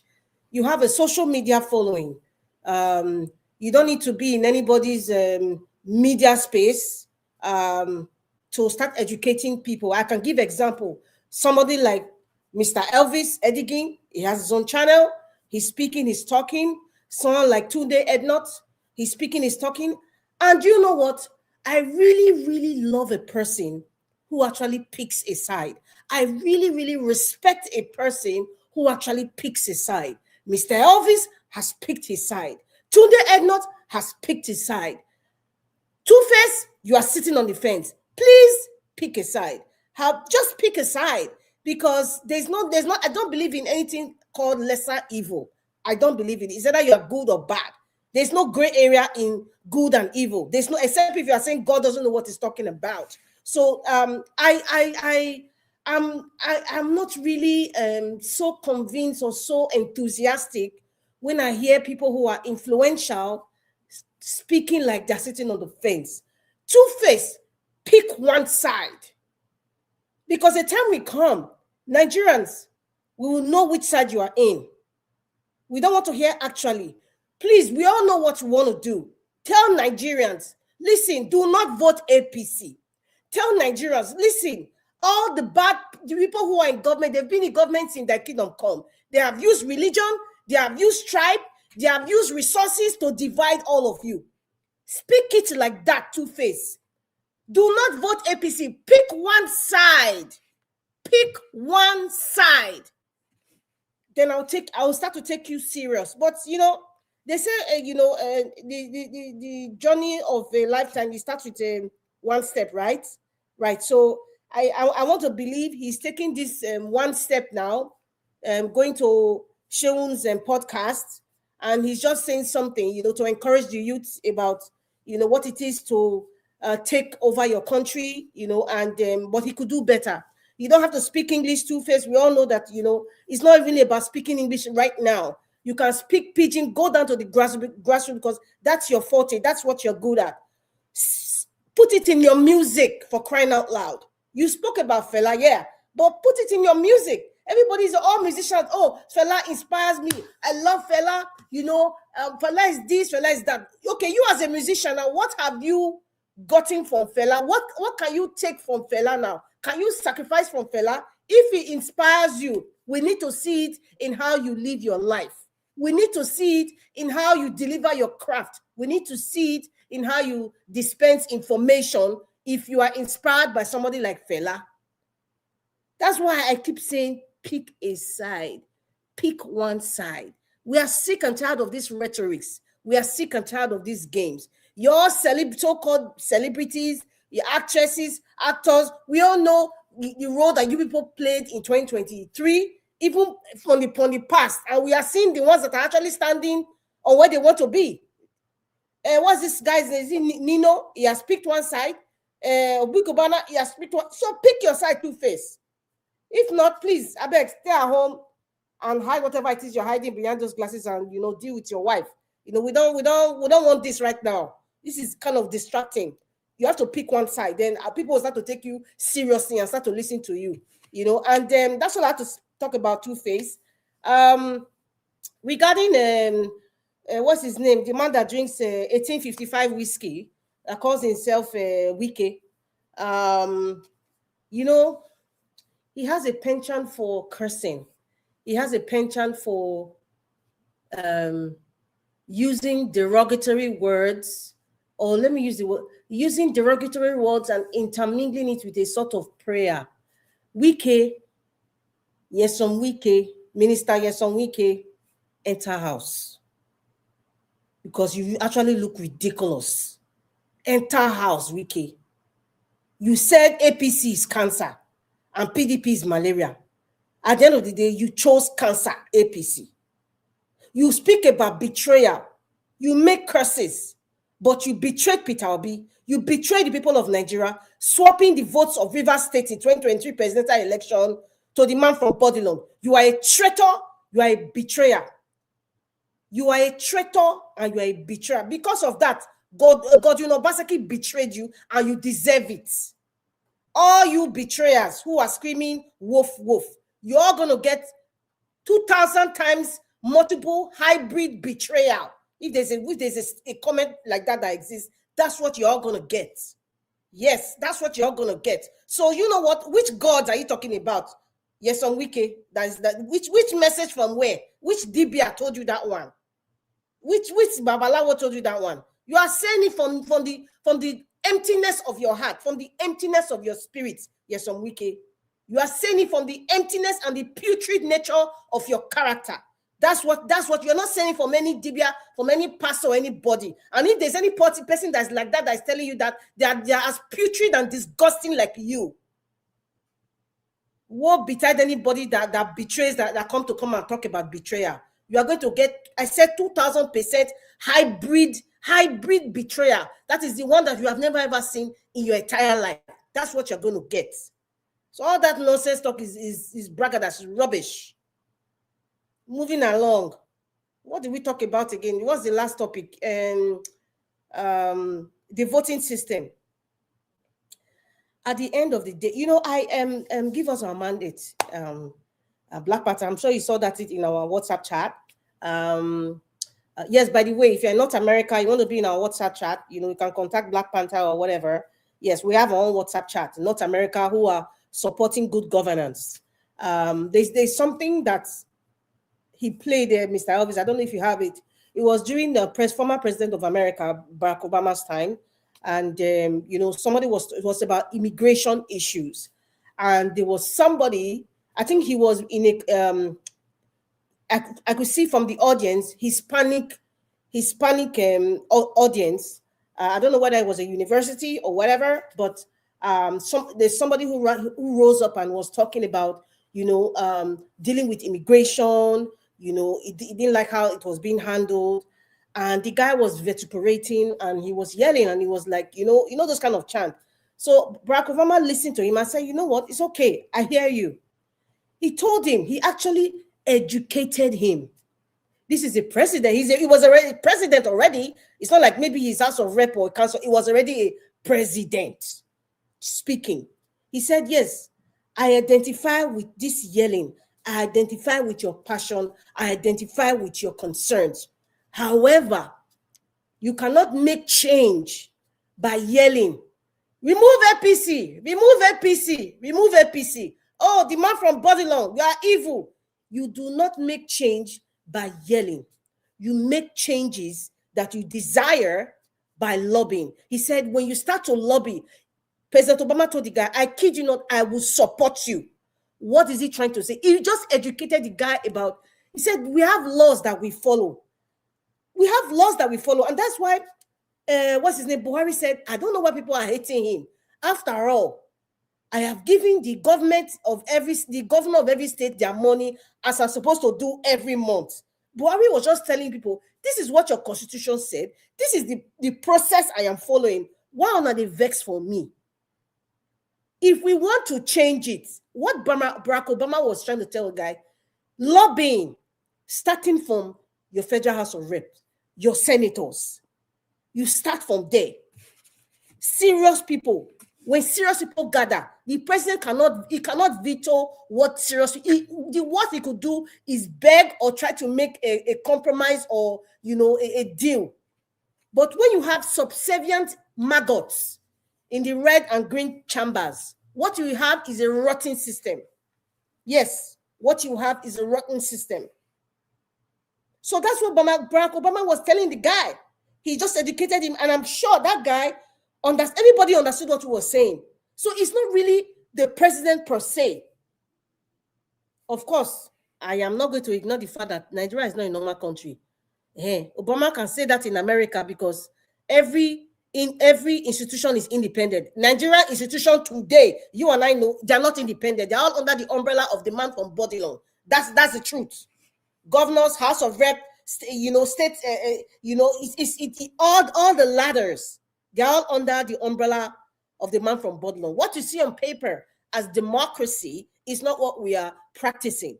Nigerians have a penchant for putting laws down, you know, with eloquency, you know, vivacious eloquency. They put it out there. They bring the so-called PhD holders. We are so good at that. And put everything nicely put, nicely worded in the paper. But when it comes to implementation, when it comes to actually doing the thing real life, IMAX, seeing it physically, acting it physically, then we sort of have paralysis.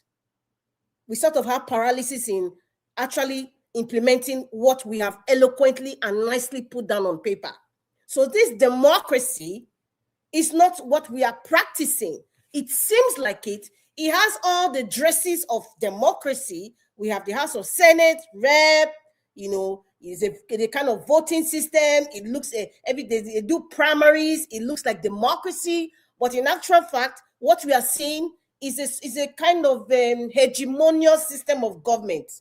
In fact, I don't think the system of government has been coined already. What Nigerian is practicing, There's no dictionary word that can actually describe this. You can name all the ones that exist. It doesn't describe what Nigeria is actually practicing.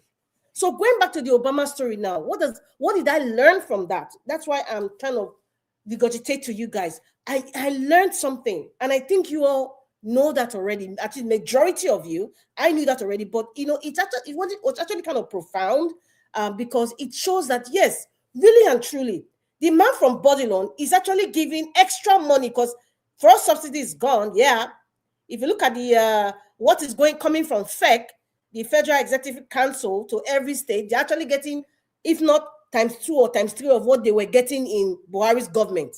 You can ask your governors, what are they doing? Okay, the National Assembly, how much are they earning? The House of Reps, how much are they earning? What are they doing with their money? Okay, we have seen Natasha Akpoti-Uduaghan. You see what she's doing in Kogi South. We see, how she has impacted her constituency. And the money is coming from constituency project money from the federal. So what happened to the previous one and the ones existing now? How come they can't mirror what Natasha is doing? What are the barricades that is preventing them from actually giving the people dividends of democracy? What's his name in Edo State? Is it Neda Emaswe that used Peter Obi Labour Party to enter Senate? Okay, what is Neda Emaswe doing for his constituency?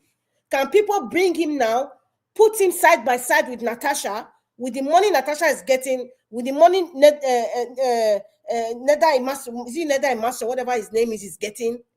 Look at what they're doing. We should stop looking at the top. Obama told that guy, go and look at the people who are lobbying this thing. The senators who are not in the same alignment of actually permanently, I repeat, permanently changing our electoral system. What does that tell you? Election is coming. You're going to vote for them again. Yes, you're going to vote for them again. You all are going to vote for them again. Your brothers and sisters are going to vote for them again. And they will come to the National Assembly and be subservient to the man from Bodilon. So you can see the food chain. You can see the food chain. So that is so screaming and shouting, we all know, we're talking about this thing. And one of the reasons why, Mr. Elvis, those videos you played about, people talking about the state of the nation, yes, fine. People like Mama P and the rest, fine. It's good to talk. Because if you don't take it or leave it, there's a lot of people. There's a plethora of people out there who do not still understand what is happening in Nigeria. That's why we still have to keep talking. That's why we still have to keep talking. But the ones that have spoken and the ones that have heard, we should start acting. Yeah. Keep talking, keep hearing, but also we should start acting. We should start acting. Yes, Nigerians, we should start acting. Nigerians are the only solutions to their problem. It is not Donald Trump. It is not some missionary from the United States. It is not Britain. It is not France. It is not, the UAE.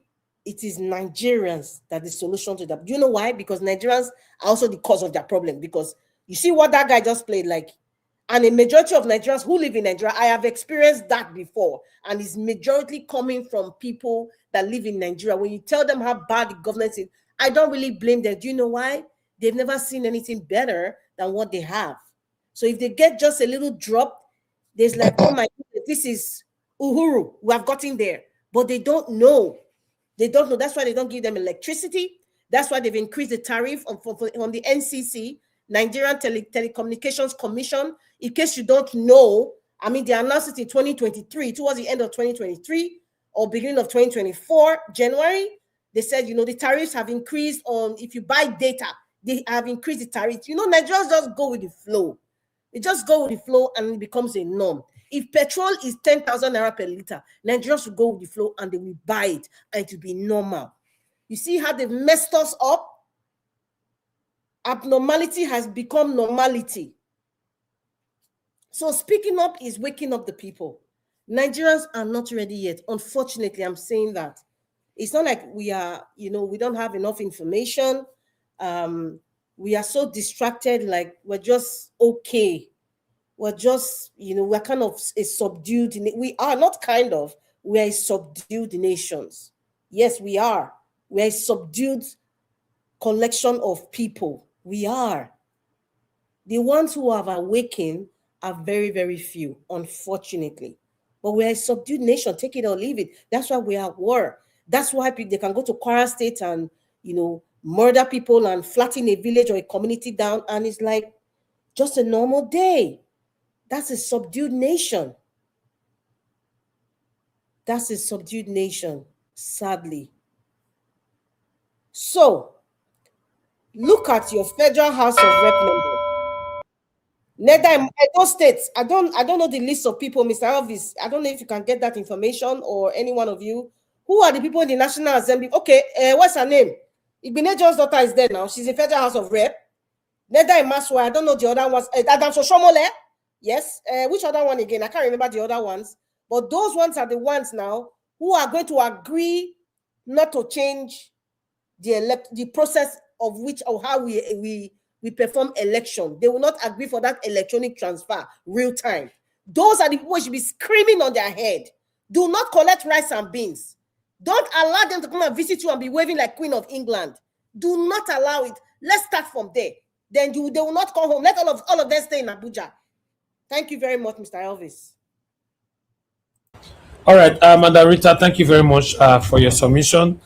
I'm always happy when you have enough time to speak without no interruption, even though we know the time is still not enough for you. If you give Madam Rita 3 hours, she will be talking there. If yes, you ring the bell, you say I just started. I agree. Thank you, ma. Thank you very much. I appreciate you. I would like to appreciate you, Madam Stella Masevedo. Thank you very much for the super chat. I'm very, very grateful. Thank you, Martina Obasi TV. I can see you in the house today. God bless you. Thanks for joining us. And I appreciate every one of you right there listening to us. Please press the button and help us to share. And if you can, press on the $ as well to encourage what we do here. God bless you. My brother. Now let you get that energy. Talk to us. Good my evening. brother. It's a matter of consistency. Hallelujah. Hallelujah. I want to thank you. You're a special person. I want to thank mommy. You're a great mother. May God bless you. And bless every child that has come out of your womb. You are the embodiment of blessing. We thank God you are with us, and may God keep you for us. I want to thank everyone that has spoken. Madam Rita, give us a mandate, Naija Watch, and the rest that are coming, because I know they are going to speak their minds.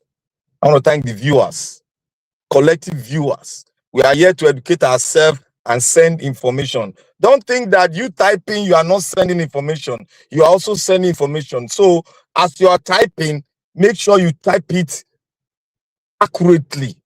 Type it. Don't just type because you hate something that somebody said.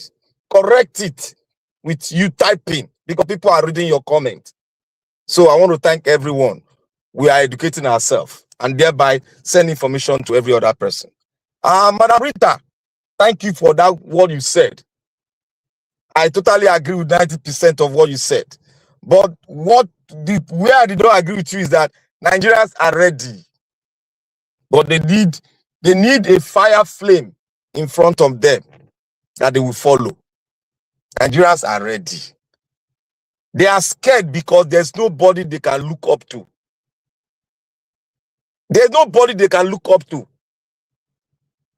Because the way it is now, the thing is looking very dicey and deceptive. Nobody's coming out as a point, as a rally point. As a rallying point to move. Because there's one thing that the Nigerian space does not like, the Nigerian politician does not like. They don't want one person, they don't want that flame to come up so that Nigeria will rally together. Whether you are Igbo, whether they will rally together. We don't have the person. I'm not talking about the people that we're about to elect. No, I'm talking to a person that can move that say, yes, we must fight our fear. And our fear is right in front of us. The Nigerian National Assembly, the Nigerian politicians that don't want the best for us. That is whom we for. But we need one person that will stand as a flame of justice. We'll rally around the person and move. When he call, we move. Kanu was a fire flame for all of us. But when he started, we did not understand him. The few that understood him did not educate the people. That was why we were all scattered. But the ones that sat down deeply to meditate on what he has spoken, we saw a light inside. And we came to the realization that, yes, this man was speaking for all of us. Not the way we see he's talking about Biafra at the beginning. No. That is the kind of person we need. Nigeria will stand up and fight. There is no nation that is as dormant as you can say is so dormant. Look, for 49 years, Iranians were like pure water. They talk, you buy. They open, they buy them. They even come outside to shop, they buy them. You put on your you don't barb your beer well, they put you inside jail. That is how bad it is. We are even having little freedom. What of it is to like Iran? We won't be able to talk now. So Nigerians are ready, but they need a flaming fire in front of them that they will rally around him and sing around him and move and make that flame become a thick flame that will consume the Nigerian politicians. I want to talk on the Tuface. Tuface, I know, but many are in love with him. Me, I'm not in love with him because Tuface is in a cover. He's in a cover, a bottle that they've covered. It's not the person I know that is sitting there speaking. And Tuface is like, how will I put it? It's like Wiki. People might shout, say, where am I going to? See, Tuface as it is now is deceptive. It's finding a way to buy his way back into the Nigerian people's hearts. Because he knows the mistake he has done. The wickedness in the man's heart will consume them one day if they don't repent. That is what is consuming him now. He has done wrong, but he's not trying to say, yes, I have done wrong. This is what I have done wrong. I'm repenting, I'm confessing. I am sorry. But he's still trying to tighten up. You know, the heart of men are wicked. It's only God that can direct the heart of men. It is wicked because they enclave themselves into that cocoon. They don't want to release themselves. They don't want to free themselves. They don't want to speak truth. Remember when Tuface went out, when he wanted to do 2 million, 1 million people's march to Abuja? What happened? They called him aside. They talked to him. Tuface now beckoned and said, I'm no longer doing the 1 million man march. What is in him now that is different? What is in him now that is different? That he has not come out to telling Nigeria, who are you talking to? Are you in outer space? Are you not part of the Nigerians? Look, I'm tired of hearing it is the youth. Are you not? Every one of them, they are living in Nigeria. All of us are Nigerian. It's only the youth you should be called. Call Nigerians. Be mentioning Nigerians. Stop derogating responsibility to only the youth. It's the responsibility of everybody in Nigeria to see that the Nigerian platform works. We are trying to escape from not being responsible by saying the Nigerian youth come out. Are you not Nigeria? If the country is spoiled, are you going to tell me that the Nigerian youth has spoiled it? What the hell are we all talking about? Like I said, Tuface is deceptive. If, like Mama Naija said, if you want to talk, if you want to start this movement you are talking about, start it with your own platform. Go on Facebook and talk. Talk yourself, fight yourself. People will rally around you. We will know that Tuface has changed and ask for forgiveness because you have sinned. If anyone have not sinned, let him throw the first stone into the glass house. And let us see if it will not hit one of his loved ones. My brothers and sisters, it is our own work. Everybody must be part and parcel of Nigeria revolution, not the youth alone. We know the youth, we carry on from where we stop. But let's start it because they are going to carry the flame to where it's supposed to go. They are going to hand it over to the next generation. But our generation, with this generation, must fight to free the future. Therefore, I speak now that the electoral law, the way it is, we must mount pressure. Let Nigeria come out in their millions and go to the National Assembly. And nobody can block you on the gate. Put that gate down and go into your house. It is your house. It was built by your taxpayers' money. It was built by you. Go into that house and tell the National Assembly they should do the needful. And all the so-called ADC and co, if you don't come out that day, don't come and tell us English. Because me, I'm not going to hear those things. I've told the people that I am waiting. I throw one bomb that day. Everybody, they say, they shout. The next one I'm going to throw, millions are going to follow me. Because I'm going to speak the truth. And I'm going to forecast what is going to happen. And it is going to happen because I am going to really go that deep down. Because Nigeria, you can preempt what's going to happen in Nigeria. You can preempt it. It's not a big deal. You can preempt it. So, my dear brothers and sisters, they must all come out to do this rally. But there's one thing I'm saying. The Nigerian politicians, the presidency, might finally allow that thing that we want to take place. But I want to put this decoy down. If they approve of it, I will tell you what they might do to also rig that particular direct transmission. I will say that, but I won't say it now. I will say it when they approve it. There's still something they can do, but they might not be perfect, but they'll try to shank it a little bit, but it might not work.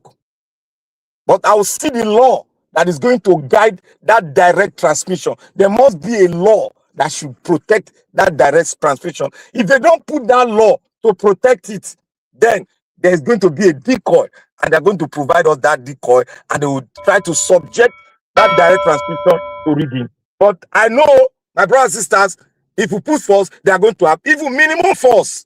They are going to approve the direct transmission. Thank you. All right. Thank you, my brother. I appreciate you. Thanks for that submission. I'm very happy that we are rounding up this show today early. Thank you so much, everyone right there. Everybody on the panel have given their submission. We're just going to have our final submission right now so we can round up the show. Okay, let me go straight to give us a mandate. If you're still there, your 2 minutes is waiting for you. Are you there? Okay, you are not there. My brother is always a busy person. Madam Rita, your 2 minutes, please. Mr. Elvis, thank you very much for today. I want to stay longer. Thank you for even I was just I'm still making my black soup. Today is Saturday, and yes, where is our sister, Madam Nena? You are very missed. And I just saw one of our lovely sisters. I just wanted to greet her, Martina Obasiri. It's been ages. Where have you been, my sister? You are highly missed. So I'm greeting everybody in the comment section as well. That's a whole different vibe on their own. I really love them. Mr. Elvis, well, Nigerians, I keep saying it, we are the solution to our problems. We are the solution to our problems. And until we start to, face it head on, We're not going nowhere. The man from Bodlon is going to be elected again. The red and the green chambers, I'm talking about the House of Rep, the Federal House of Rep, and the senators, they're still going to come back again, and they're still going to be messing up our lives. Well, their lives. I don't want to put a curse on us, their own lives and their children's lives. So what we got to do now is to start acting and speaking combined. Thank you very much for today. And Mr. Elvis, the Lord is with you, and I really appreciate you, and I don't take you for granted. You are a great guy. You are a great man. God bless you. Have a great day and have a great Saturday, everybody. Bye. Wesley, thank you so much, Mother Rita. I appreciate your encouragement always. Thank you. Thank you very much, everyone that came into the platform and give us a mandate. Mother Rita, Black Panther, I'm very grateful. Those of you that called in earlier on, sorry we could not pick your call. You were calling the wrong time. But tomorrow is another day. Tomorrow is Sunday. Hopefully we will come out. If not, just know that it's a free day. So we'll continue again for what we stop on Monday. I appreciate those of you that super chatted the platform. Madam Stella Masereno, I'm very, very grateful, man. God bless you. Thanks for all that you do. Always. And thank you, my brother Adelaja Ogumbi. God bless you. Thanks for all that you do always. I'm very, very grateful. While everyone on the comment section, I appreciate you all. Start with my mother for Mom Diaspora. Thank you very much, mommy. I appreciate you. Thanks for all that you do. Thanks for being there for us every day. And my brother Abu Azi. Thank you so much. I appreciate you. You know, I know say Abu Azi na here people say we finish early today. You know, sometimes when they spend yes, so sometimes when they spend so much time for you, go they press button, go say oh Mokurado. If Abu Azi get the button there, people like Black Panther and many others where they say, can I say something? Can I say if they mute them? You know, he go say we don't close, we don't already close. You know, especially when they give my submission that they unmute themselves, they want to talk. He go say, we could let Mr. Heavy talk.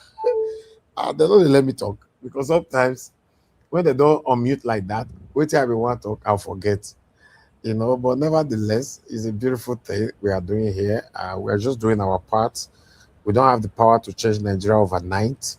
We're doing our part. The consistency that I'm putting into the platform, this platform, yes, is by God, by myself, and by you.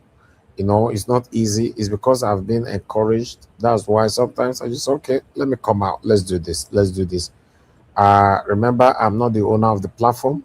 You know, I'm only subletting a part from YouTube. So I'm privileged that I have a platform that I'm using to advocate, to call for a better Nigeria. I'm not using it to talk about how to press blow and drink 3310, like many other people that have a platform are doing. You know, I wish every Nigerians are speaking, like my sister Mama P said earlier on, every Nigerians are speaking. I believe by now the politicians would have a rethink to start doing the right thing. But unfortunately, most of the Nigerians that we have, especially Nigerians in Nigeria, if they have the opportunity to be in the position where these satanic lords occupying currently, they will do worse than them. Hopefully, fingers crossed, we will have that better Nigeria that you and I crave for. I'll continue to do my part by God's grace. The Nigeria Watch platform will be dedicated for this. I have other platforms that are also dedicated for something else, but not before blow and 3310. It's for something that is straightforward and other stuff. So yeah, but for Nigeria, this one is for Nigeria, and not just this. You know, I actually got a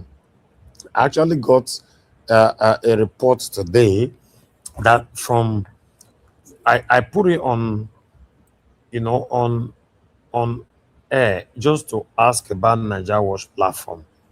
Then I got this one. Let me quickly see if I'll find it. Because see this, I don't even know where I put them, but I know I shorted it, and I wanted you all to see this. Okay, yes, I got it. Okay, I want to show you guys for you to know that what we are doing, the system, the AI platform, Google, and all of them, they are aware of what Nigeria Watch stands for. You know, even though as Madarita left mission just now, thanking me for my hard work and all that, and many of you are always doing, let's assume now that people can say, oh, and because they know each other, and I mean that they talk like that. But what can you say of this that we are doing here concerning the reports from Google? You know, when I saw this today, I was very, very pleased. I said, okay, this is good. It's very, very encouraging. Let me read it for you. You can see that right there already. You know, you can see Niger Watch is a digital news and entertainment outlet primarily operating through its official YouTube channel, where it provides daily updates. I like that part. You know, provide daily updates. It means that they even know that this platform is on every day. They can't use that word daily updates on current events, you know, social issues and trendy topics in Nigeria. You know, co-offerings and content. News analysis. The channel features a panel of educated and talented commentators. Jesus! I like this. Will I hear that? Not be me write this panel. Will I hear that? Jesus! See the way they describe my panelists and my callers, my commenters. So let me read that part again. He said news analysis. The channel features a panel of educated and talented commentators who analyze major political and social situations daily. Daily. You know, say weekly. That's deep, man. This is an AI algorithm. Just with Exactly. This is really wow. This is deep. They are watching you. You will know. They are watching you. So the reason why I brought this in, because I told you that Nigeria Watch is dedicated to this platform. So I wanted to say that there are other platforms dedicated to this particular what we are doing here. Not just Nigeria Watch are dedicated. I have so many channels, but I dedicated 3 channels for talking about the better Nigeria. AI went to dig all these things out. Watch this. They went on by saying awareness and entertainment. Their content is designed to provide awareness of local happenings while maintaining an entertainment focus. Network channels. The media group operates several related YouTube platforms, including Niger ETV, Edo Niger Watch, Niger NW Blog, plus Niger Watch Media. That's 4 channels we dedicated to this. They went to dig it out. Then you can do this yourself. May not come to say we go bribe them. You know, say satanic people go they listen and they'll say people go buy pandedium and they will do soup for them to bribe them. You know, then they went on presence and support social media. They maintain an active presence on Facebook and Instagram. Community funded. Listen to this community funded though. Una two-way fund me to now, for example. And those of you that will be funding me, you know, Adelaja will go and Stella Masevedo and many others. Listen to what he said here. Community funded. The outlet relies on viewer support through donations via paper and super chat during their broadcasts. Interactive engagement.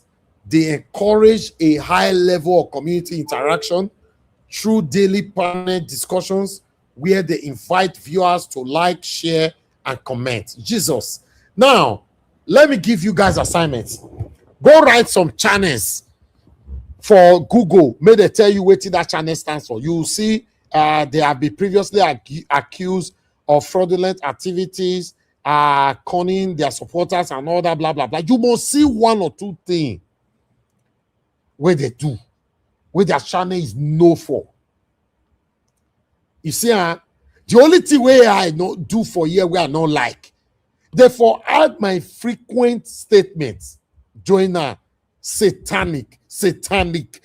Oh God. Therefore, put us say, because they should be used to that, Margarita. Mr. Elvis, you see this this AI report. This is something that is very profound, and it's something that you need to. It's not about bragging. Well, if people want to call it bragging, well, you deserve the bragging rights. It's something you should play every day. You can do it like even once or twice a month.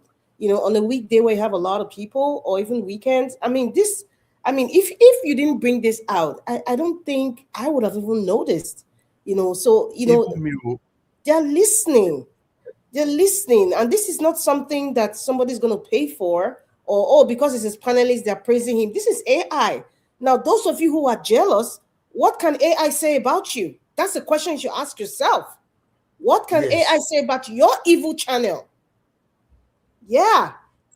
Madarita, those people that are jealous, may they give me their principal's name. Make I give this AI, may tell us who their principal be. They go shock. They will shock. I tell them, I say, good name. It's not gonna happen. Good name is better than riches. If you like, go still write my full name. Right time for AI. You can't see any wrongdoing with my anything wrong affiliated to me. Impossible. Do you know why? Do you know why I brag with that all the time? Because I'm too contented with the position where God puts me. When you are contented with what you do, with where you are or where you find yourself, you will never be greedy to be enticed by this satanic lot. Are you aware that they are buying platforms left and right now? Are you aware? Mr. Elvis, give yourself a round of applause. You deserve a pat your. Please pay that round of applause. Make I do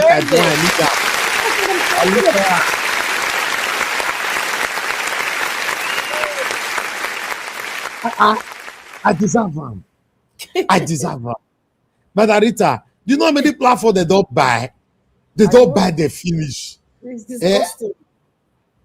They can't buy me. Don't worry, my people. For some of them now, like Madam Luke, she's still my elder sister. I might say my elder sister before on this platform. He said, this is the same woman who came into this platform. He said, I watched you for 1 year and other platforms, and I decided to choose your platform because it's the best. When things did not go our way, she said, yes, so yes, I don't know how you stay talking at that time. That we don't they know you small. We don't they know you. I was like, what? What are you talking about? Because I did not support. That was when I was attacking. I don't even know who I was attacking at that time. So listen, guys. Good name is better than riches.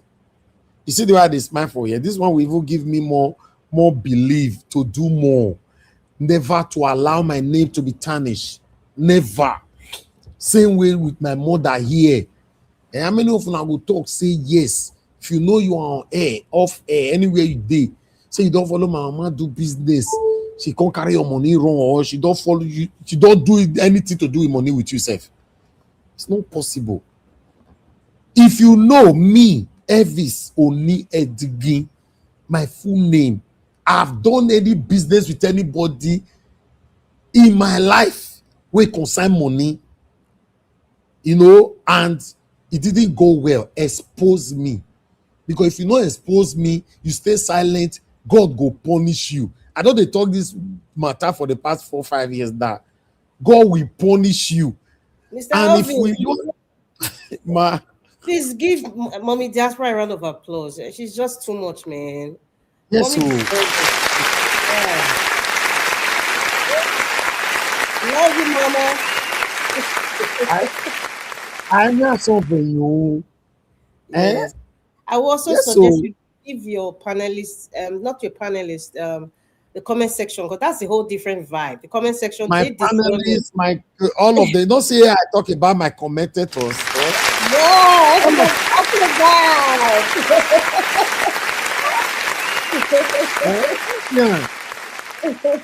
Yeah, I might add one journal. Me, my enemy for cry. I might add one journal. But you can pay Jesus. For the passer by. Mr. Odu was saying, that's for the passer by. That's what Mr. Odu they talk. You say for the passer by that man. Mr. Odu is the most funniest person ever. That man supposed to be a comedian. The thing is, I greet all of you and the passer by. Come on, guys. I'm very happy. You know why?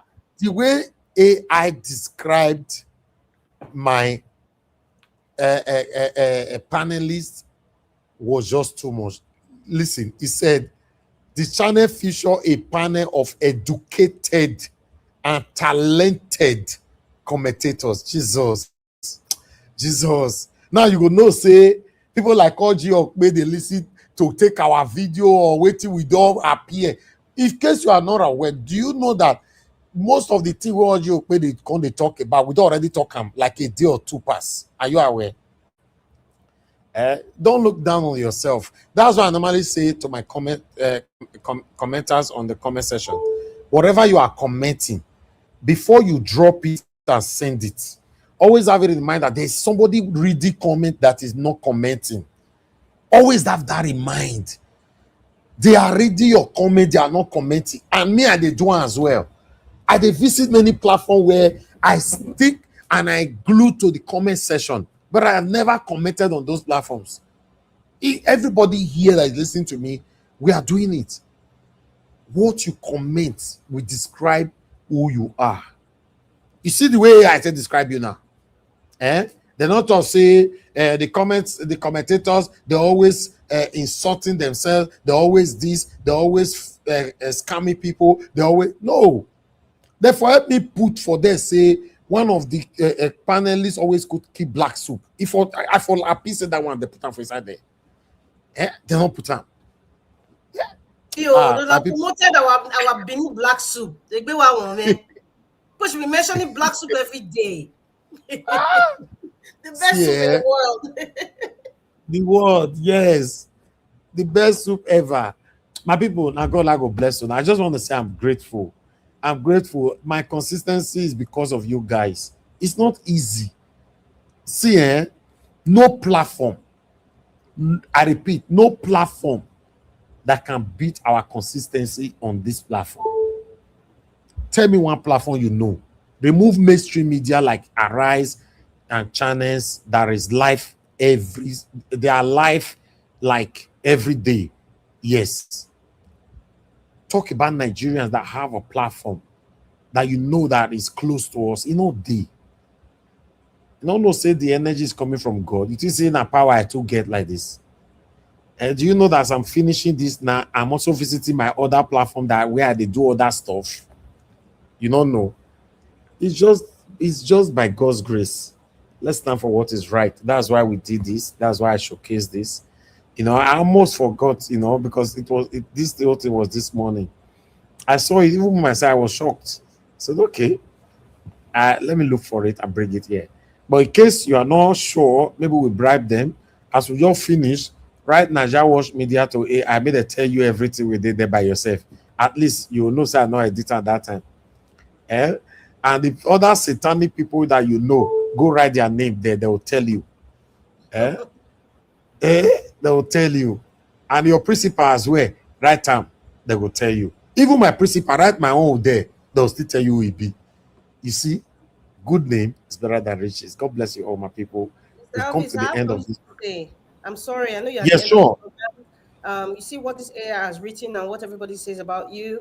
I personally, this is my opinion, I personally think that you wouldn't have been able to do it without the help of your lovely, gorgeous wife and the support from your children. So they also need a round of applause as well. Of course. Yes. You want to put it out there. Thank you. This is Elvis. Thank you. I'm grateful, man. I'm grateful. Now God will bless all of you. It's not easy. Do you know that this job is this journey is a long journey?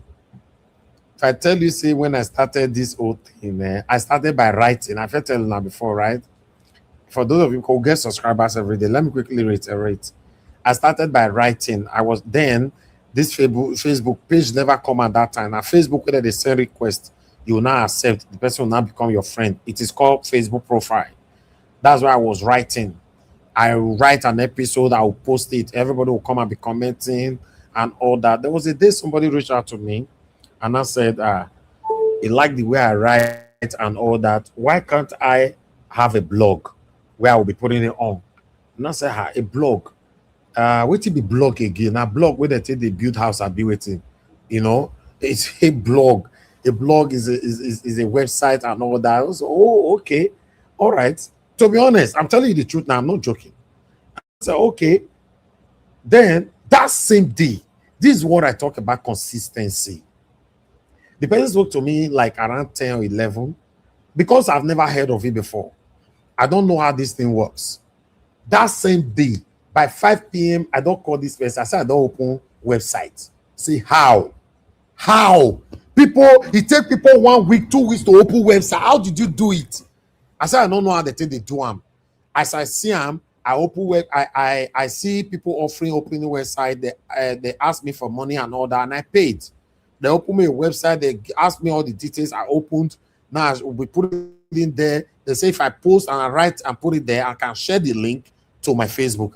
I was like, John, this person was so proud of me. Say, I've been fed all this. I say, I don't know anything to do with website. Then I was now writing on my blog that I don't close that website now. You know, I was now writing there, and then I'll copy the link. I'll post it on my profile, Facebook, this thing. Then page can comment. I mean, no. Person can still call me. Say, there's what they call business page now. Don't come and say, what did they do there? He said that one, you know, is more better than where you did so, and they are paying there, but I don't know how they pay. But I know you are smart. Just go there and see. I can't go put page. That page was called Zevigins. You know, I give her my name. For those of you that follow me on Instagram, you can see that I bear Zevigins as well. Currently, Zevigins is about 500,000 followers there on Facebook. And I put Zevigins and I started writing there and everything and all that. There's some secrets in it which I will not reveal. It will help my enemies to grow. But I can only give you these tips if you are lucky enough to be close to me. Yes, I'll leave that one. From there, I was writing and I start turning my write-up into video. If you are getting, and I'm turning, instead of writing, and I'm turning into video. From there, I started promoting my Edo people. 90% of Edo Lights today, front runners, I promoted all of them to Limelight. I can mention about 5 names. You know, Dionosaigie, Iranomigo, the dwarf in Texas, Abatobaze, who again, many of the Edimofi Daosa, that you people know, the deputy governor's brother, elder brother, Osakwino Hodin, Emmanuel Agbogun, many of them, I can't mention names. I brought them to Limelight. You see, then my name started getting the awareness for straight 3 years or 4 years, but nobody was aware who was behind Zevigins, and nobody, then Zevigins now gave birth to Niger Watch Media. A long journey. Then I opened Niger Watch Media where I was promoting all these people, all of them, but no, including the people I was promoting, they were not aware who they behind the word. This Niger Watch one and they listen to me. So he ran for 3 good years. They don't know who get him. My face was not out. My shadow was not out. Nobody. And people started asking, who is this person? Who is this person? I got my first award in London, Edo Festival in London. You know, that's about 7-8 years ago. I got my first award. That was what actually brought my face out. People now say, now this guy get Niger Watch. Now this guy get Niger Watch. If I not be everything person they talk, it's just like I have some platform today. And many of you here know these platforms. You don't know who get them. Now, so Niger Watch be that time. In fact, I get some platform that have been existing now for the past 7 years. You where they listen to me now. Some of you know the platform. You don't know say let me get them. That was why I built Niger Watch Media. Then they can't know say let me get Niger Watch Media. I can't open another channel, which is now a Do Niger Watch. Then it was called Me and You TV. We might tell people whether they follow me for a while. Do Niger Watch previous name was called Me and You TV. For real? What is your name? Me and You? Yes. Yes. Wow. First time you are knowing now, me and you TV. Yeah. Somebody's Yes. asking for a WhatsApp number for the group, Mr. Elvis. It's like a They're asking for. He's asking for our WhatsApp chat group number. Okay, join my WhatsApp number. Okay. All right, I'll post my I'll post the WhatsApp link on the comment section shortly. That will just bring you directly in. Let me finish this first. Me and You TV went viral. Me and You TV hit about 30,000 or let me say 20,000 subscribers before one person can drag me out. Can say whether you go cry. Now you get this challenge. I got there. People can say, what? Now you get me and You TV went viral that time. So not everything person they talk. Not be everything. It got one particular channel today that Edo people know. A lot of Edo people and many Nigerians, especially my Igbo people, know. My verse, you talk the name today, because currently we have 79,000 subscribers there. It never reach. I don't talk him. I want me one of them still go drag me out. I go talk him. That will not do bad thing on me. It's just that I like to do stuff. I don't want to let you know. Doesn't mean I'm hiding anything. Yes, it's always good for your result to speak for you. Yes, when you are doing anything, let the result speak more for you than you are announcing yourself when you never ever arrive. I don't know if I'm making sense. You know, yes, you know. Divine Cross, you say you know me at UTV, right? Okay. So I don't do now. People have to be shaking right now. Yes, so first time in my life I mentioned me and UTV on air here. First time. People were saying, do you know that some of my enemy, Madarita, celebrated that me and UTV was terminated that time? They were celebrating, not knowing that. Okay, let me give you expo. I will tell they do this in case you know some of them are not guests. Mr. Elvis, don't give any. Why not bother me? No, don't bother. Just keep doing what you're doing. Just keep doing what you're doing. Don't to tell them. They're not. It's not worth it. It was beautiful. You know, me and UTV have what is it called? You know, the same logo as the see logo of Nigeria Watch today. You know, the same thing me and UTV was having. Let me see if I can. Let me quickly show you only that one. Let me show you, because all my channels logo are with me, including the one way that is not in existence anymore, the one that is still in existence. All are still here. So let me just show you the logo and see. Then you'll be shocked. Say, what?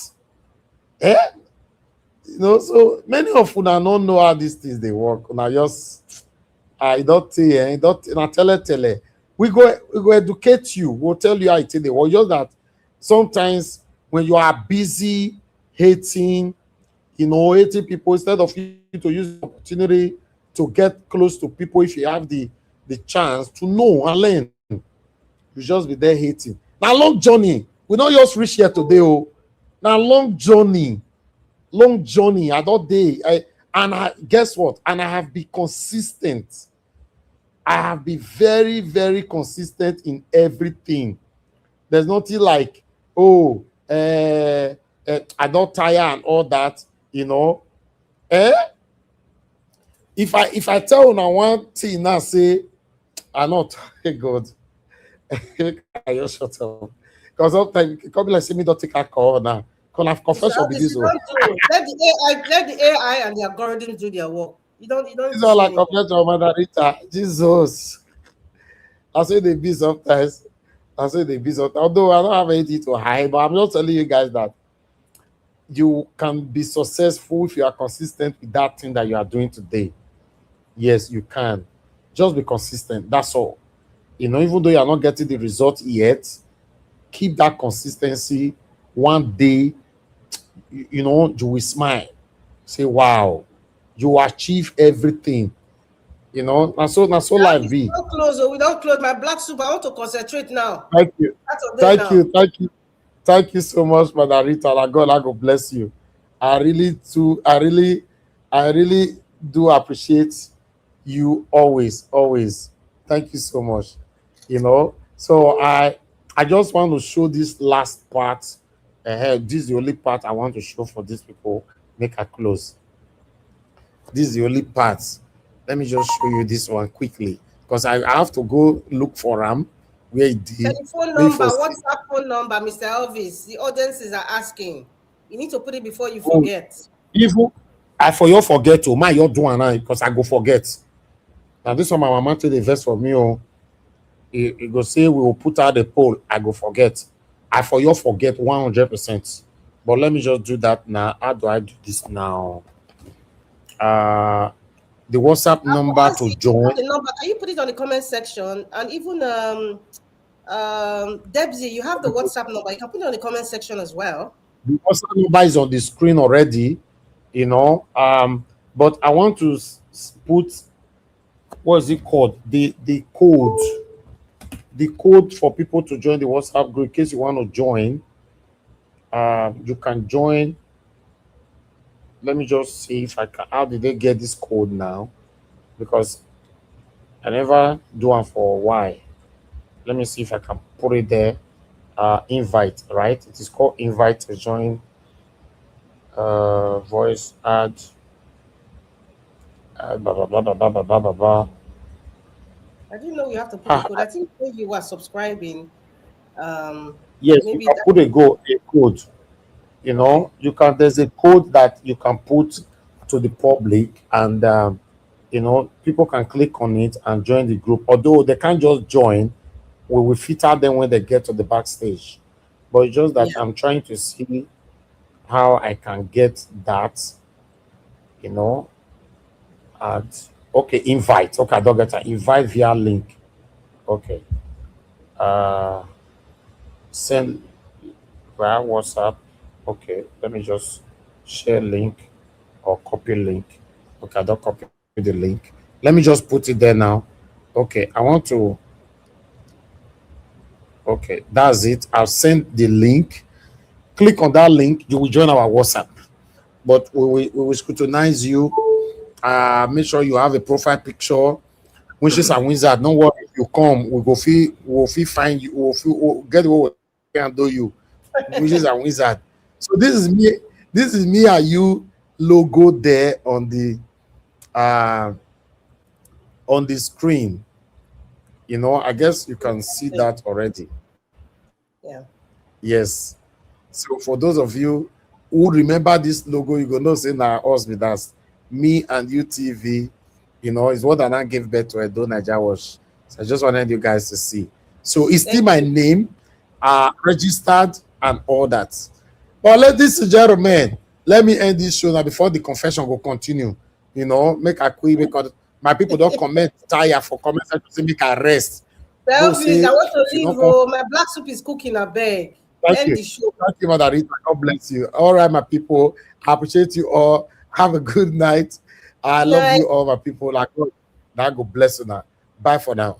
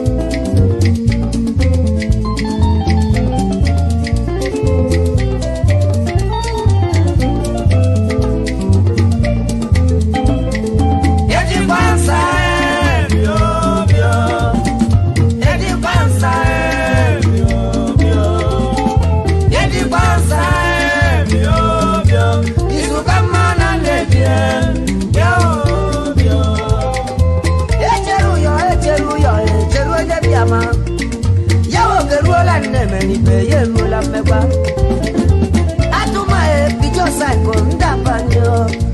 Wote mon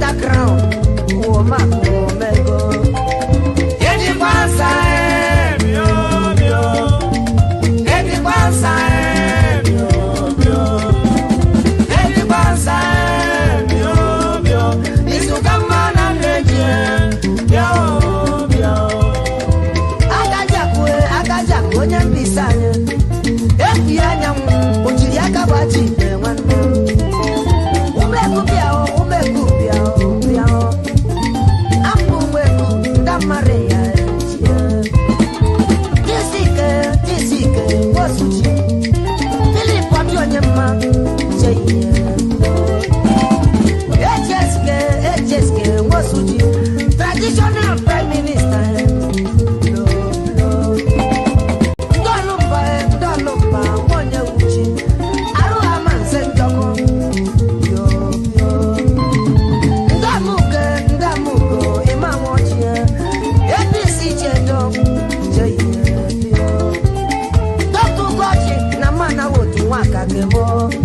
Very contractor,